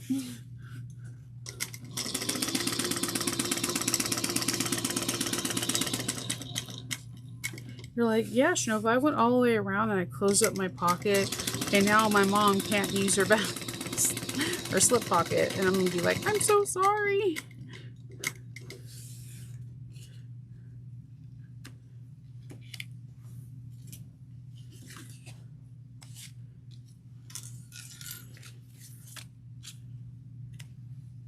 All right. These scissors are super magnetic. Okay. We have that done. And then we're going to start with our zipper pocket. All right.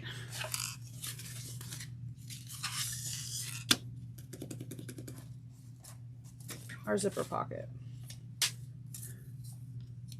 It's supposed to be 1/8 of an inch down, 1 inch down 2.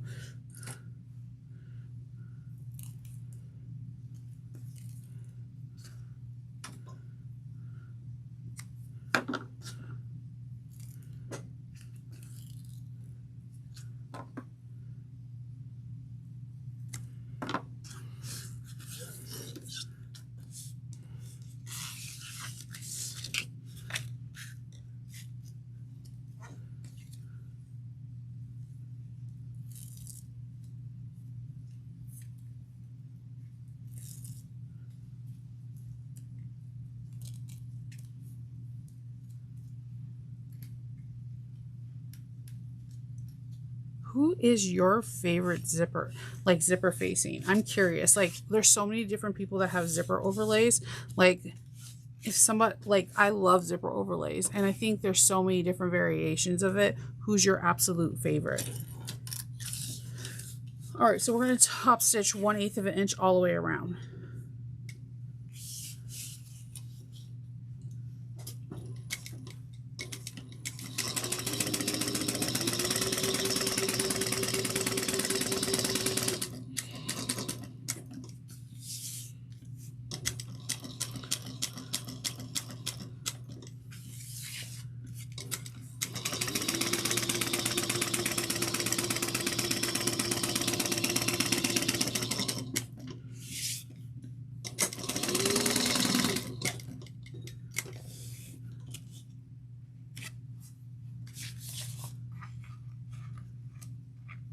Do you ever look at the back of yours and you're like, yeah, I did that perfect rectangle. I did that. I love doing that.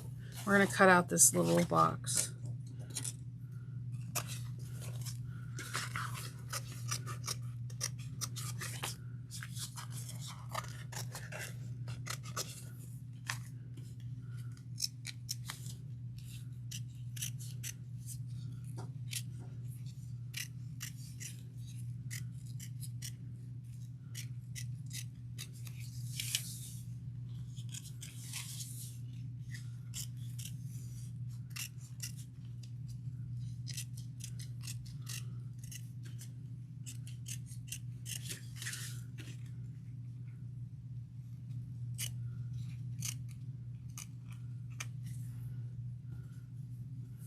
All right, so we're going to get our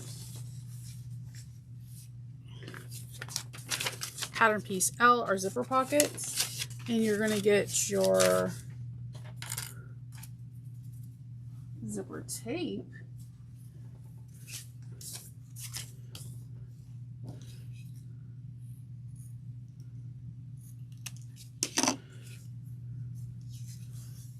Like the most frayed tape that you can get. That's how you have to function.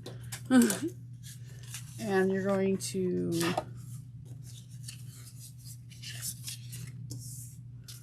sew your zipper lining using a 1/4 of an inch seam allowance.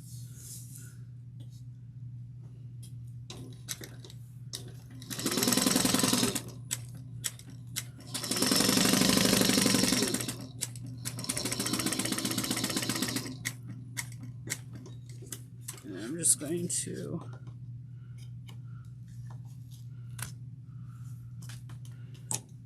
do that again, and then you're going to top stitch this down.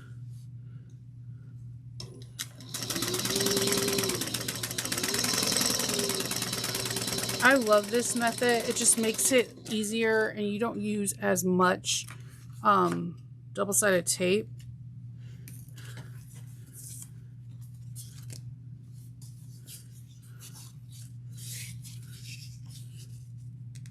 Right sides, wrong sides of the zipper tape to the right sides of your lining.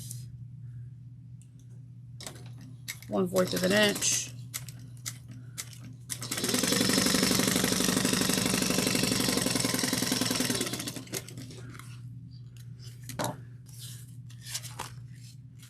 going to top stitch. You should see the wrong sides of your lining.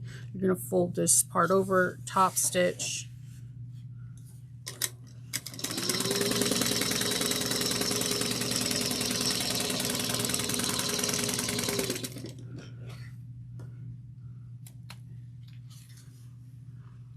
Man, I really had to pick the most frayed zipper tape. All right, so then we're going to put our zipper pull on, but I'm going to just put some double-sided tape. You're like, Shinova, you just said that you don't need double-sided tape. I did, and you're absolutely right. You don't have to. I'm just going to put this to ensure that I get the placement that I want.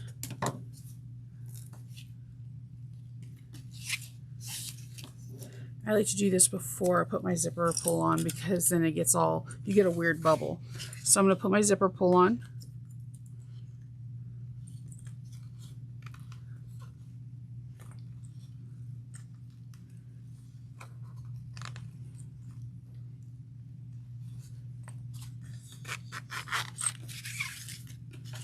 Then I'm going to pull this and this, and then I'm going to grab this.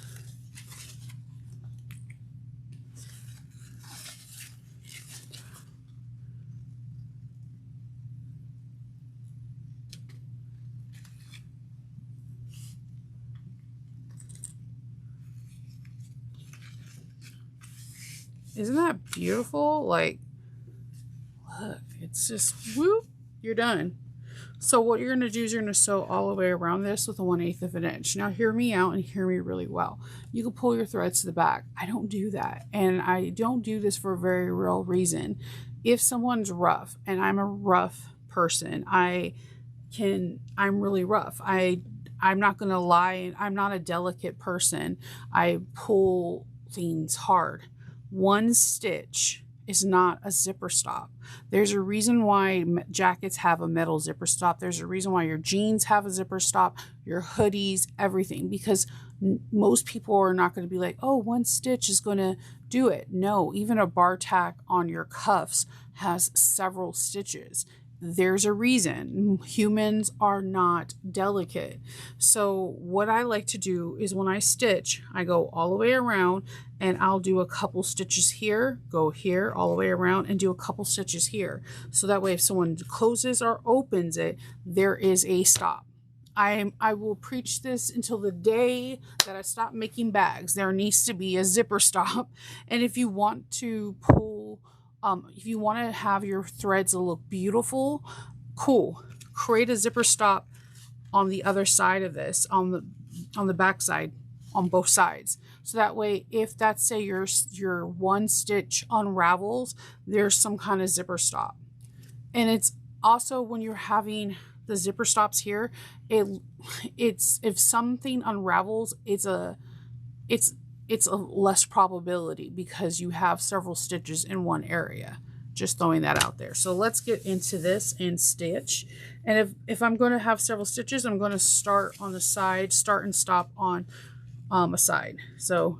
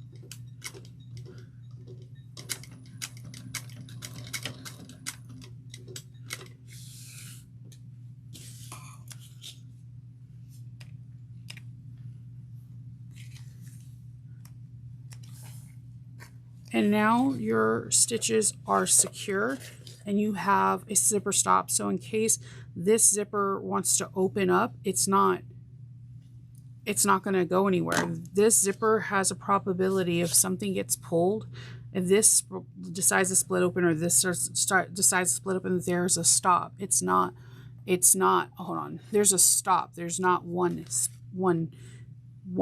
stitch. If this zipper starts to split open the teeth, there's something that's going to protect it from it opening it up fully. Just my point of view. All right, so we're going to bring this down.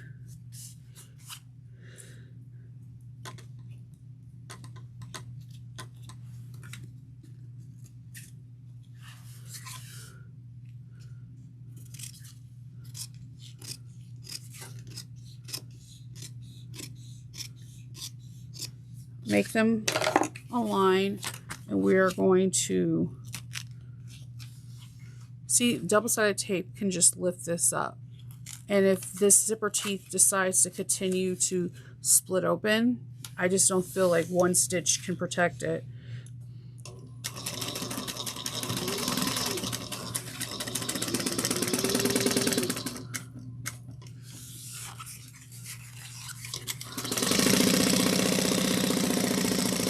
It's just that we backstitch at the beginning and the end of each row when we're constructing a bag for a reason.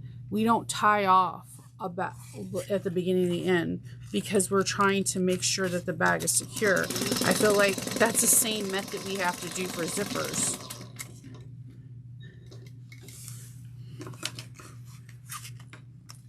All right. Ta-da! We're done. All right. So let's start assembling the lining. All right. Okay, so we need to fold the raw edges down to a 1/2 inch.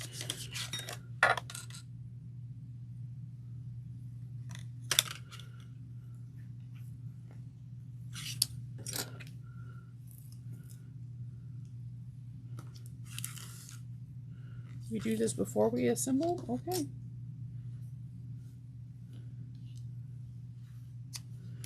Must just assemble. I need to stop watching short circuit.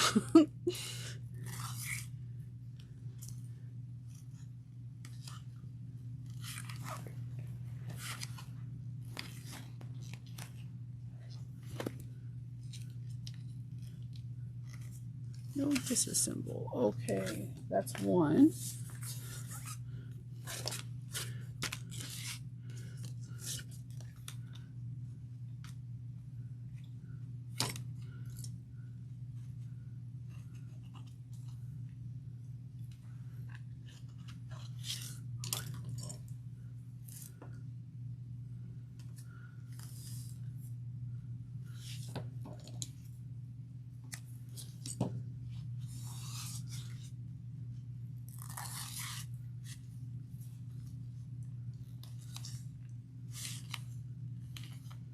Okay, we have that, and then we're going to put these together.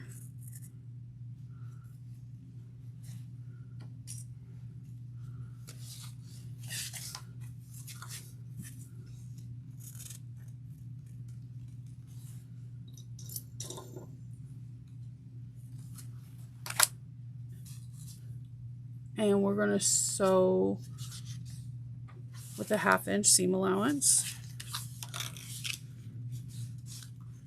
And to clip these out of the way.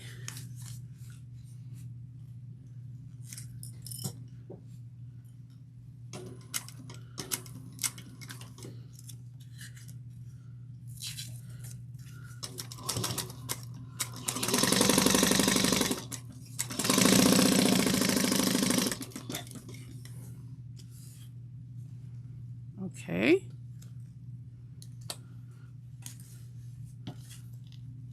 I feel like I didn't get the top of that good enough. Sometimes if you feel like the top is not getting sewn, make sure you stitch off, like you backstitch one off. I always forget to do that.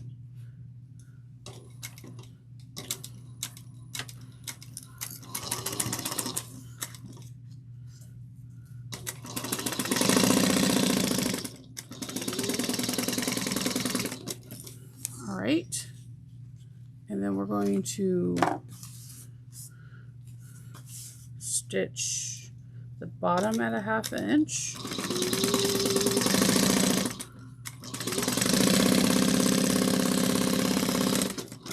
All right, and then we're going to box the corners. This is getting exciting.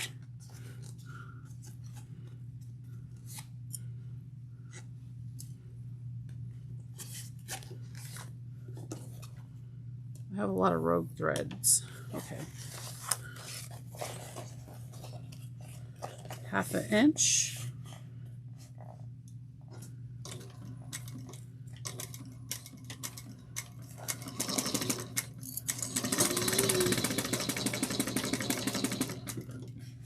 Just gonna trim this at 1/4 of an inch.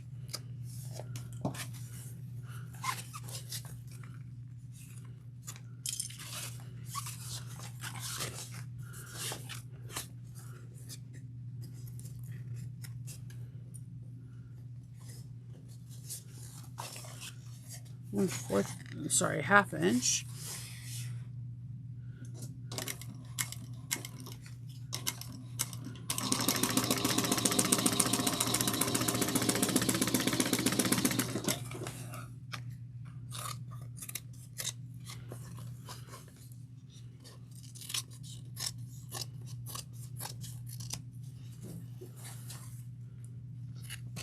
Trimming.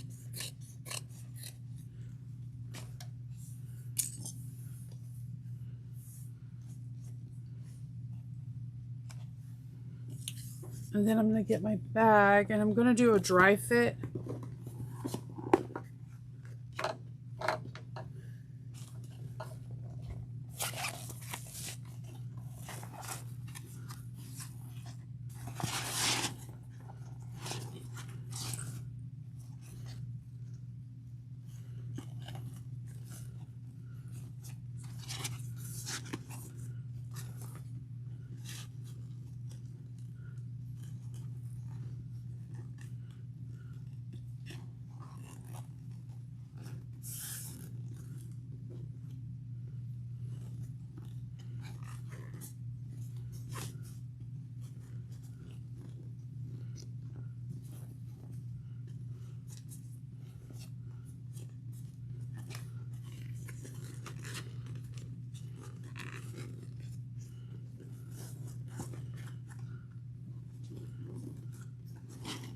I think it's going to fit.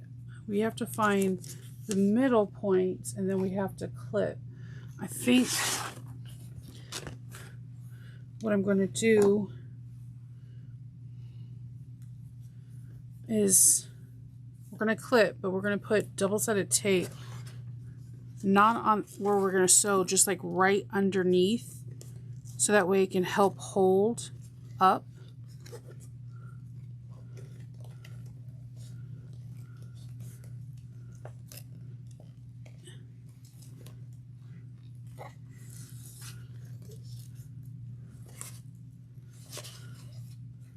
The lining.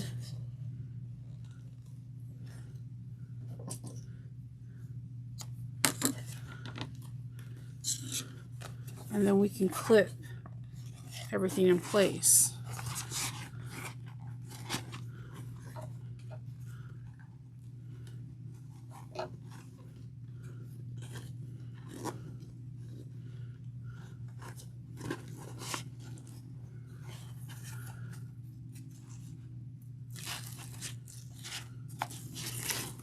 All right.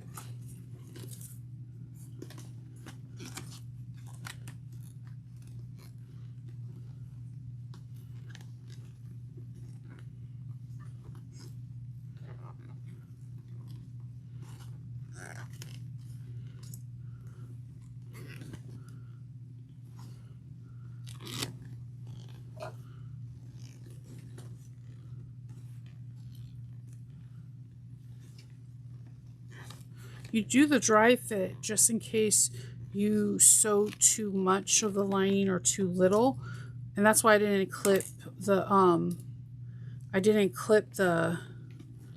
top part, because if I sew too little or too much, I can adjust.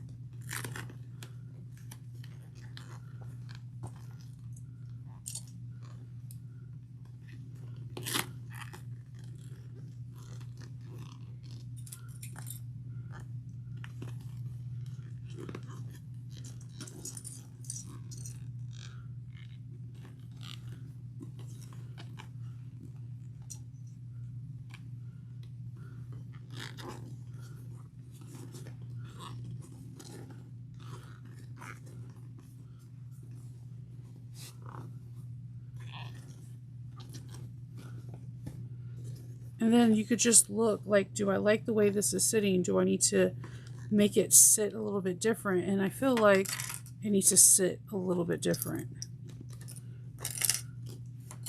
And that's okay because it's double-sided tape. It could readjust.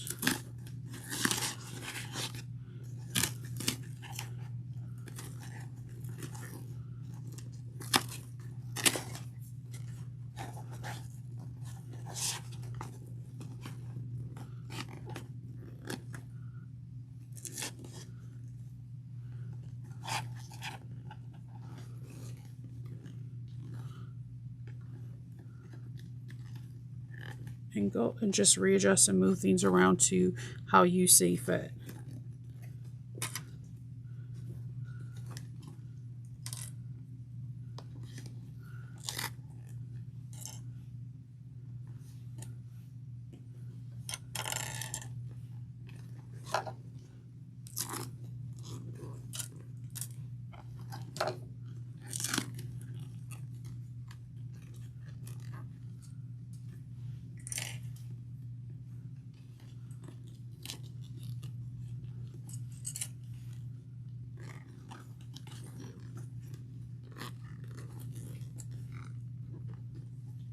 Yeah, I like the way this looks better.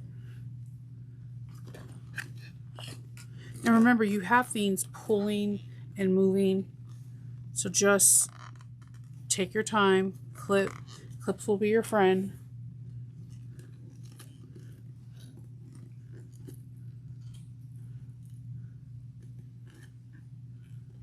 All right, so now we're going to top stitch 1/8 of an inch. And I am going to start from the side and just make sure, I'm going to make sure real quick that my bobbin is enough to go around. It is. And let's go. I'm going to be doing it from the lining. You can do a bigger stitch length or smaller, personal preference.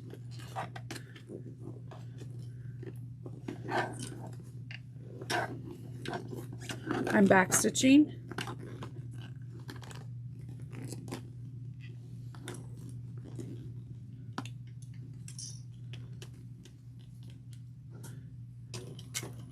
You can use a stiletto and all,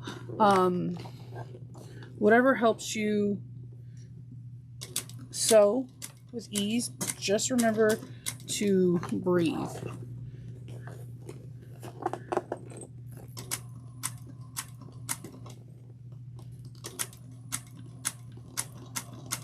One clip at a time.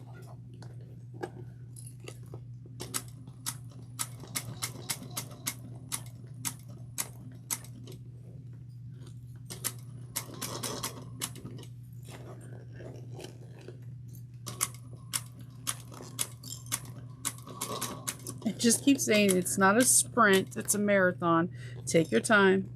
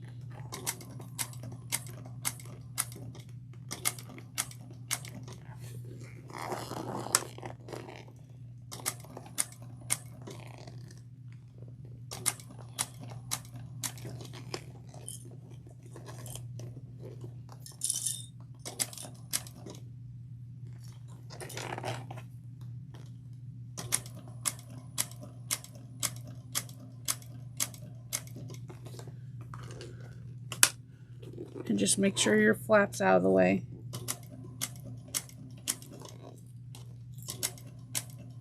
And that's the reason why you had that clearance of 1 inch. So that way you don't sew through your flap. You see me squishing the heck out of my bag.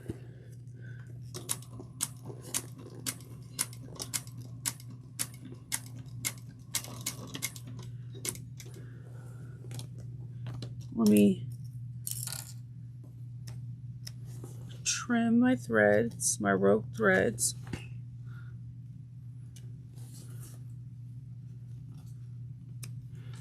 Like this.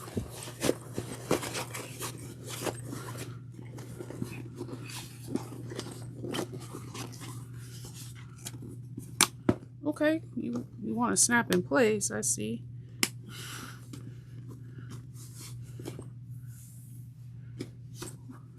That was fun.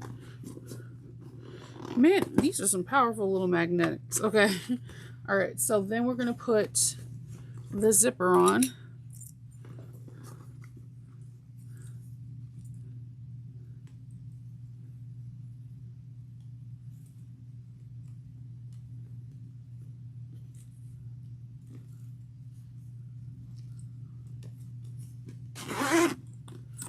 Nice. A zipper end.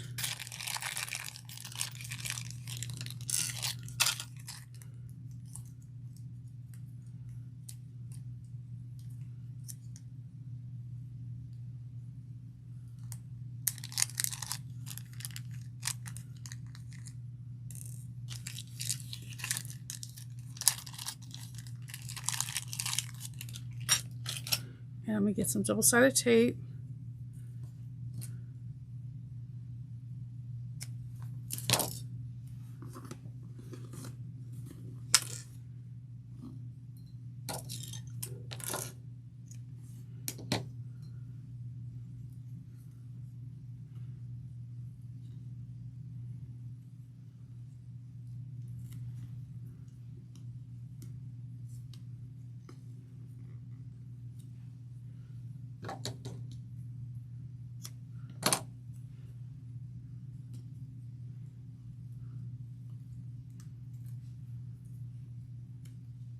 Getting this in.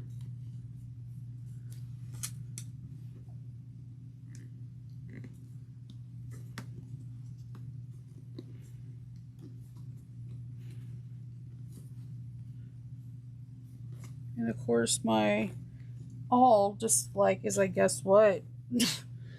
I'm disappearing.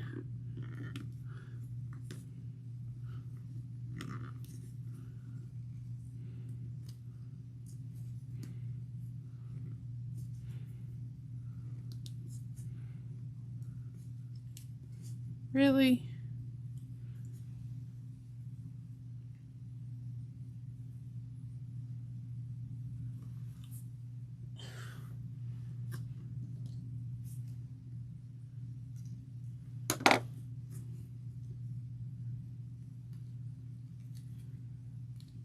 I'm telling you, this zipper tape is going to be the bane of my existence, but it's such a pretty color.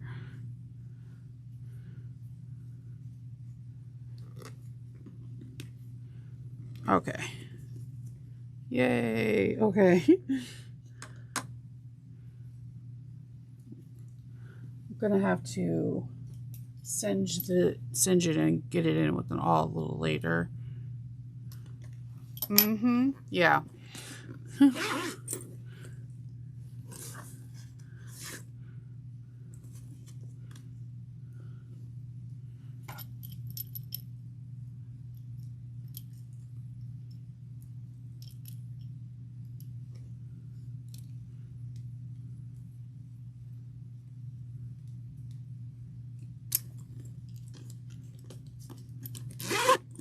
All right. She uses, like I said, these really cool bars for optional like decorative features, I think you can get them from Emmeline Bag, but that's it. You're finished with your bag. You can create whatever strap you want.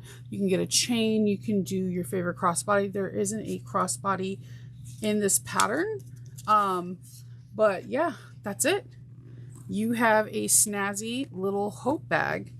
So I hope you enjoyed this tutorial where you got my raw, real perspective of doing a first bag, first impression from a designer I haven't made a bag from.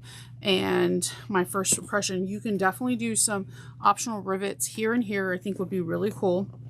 I think rivets here would be great too. And they can go right through here and it wouldn't disrupt the handle. I also think that if you open this up and you're able to get rivets here and here, because this is a slip pocket, so that way if you're able to get rivets through here, this would be phenomenal. So that way if someone keeps doing this, they're not just dealing with the stitching, that there's some kind of reinforcements with the rivets. So I think this hidden slip pocket is a gem. I love that there's a slip pocket and then there is a zipper pocket. I think this is a really cool bag, and I think that it has like a lot of really cool features, because I also like the fact that the connectors are right here, so that when your bag is getting worn, that the straps come from the inside of the bag. I think that is unbelievably cool, and I haven't seen that at all. So yeah, I think that she has a lot of cool techniques. This is a very unique shape, and I totally dig it. So if you have patterns from this designer and you would like to see other videos, please drop a link or information down below. If you would like to see more tutorials like this where it's like raw, I haven't done this designer and it's unfiltered, put comments down below. If you want to support this channel, there is a Ko-fi information in my description box. If you want to learn more about modifications and other stuff, there is a Patreon platform where I teach people how to break down patterns and make it truly one of a kind in their information. So I hope everyone has a fabulous day, and I'll see you guys real soon. Bye.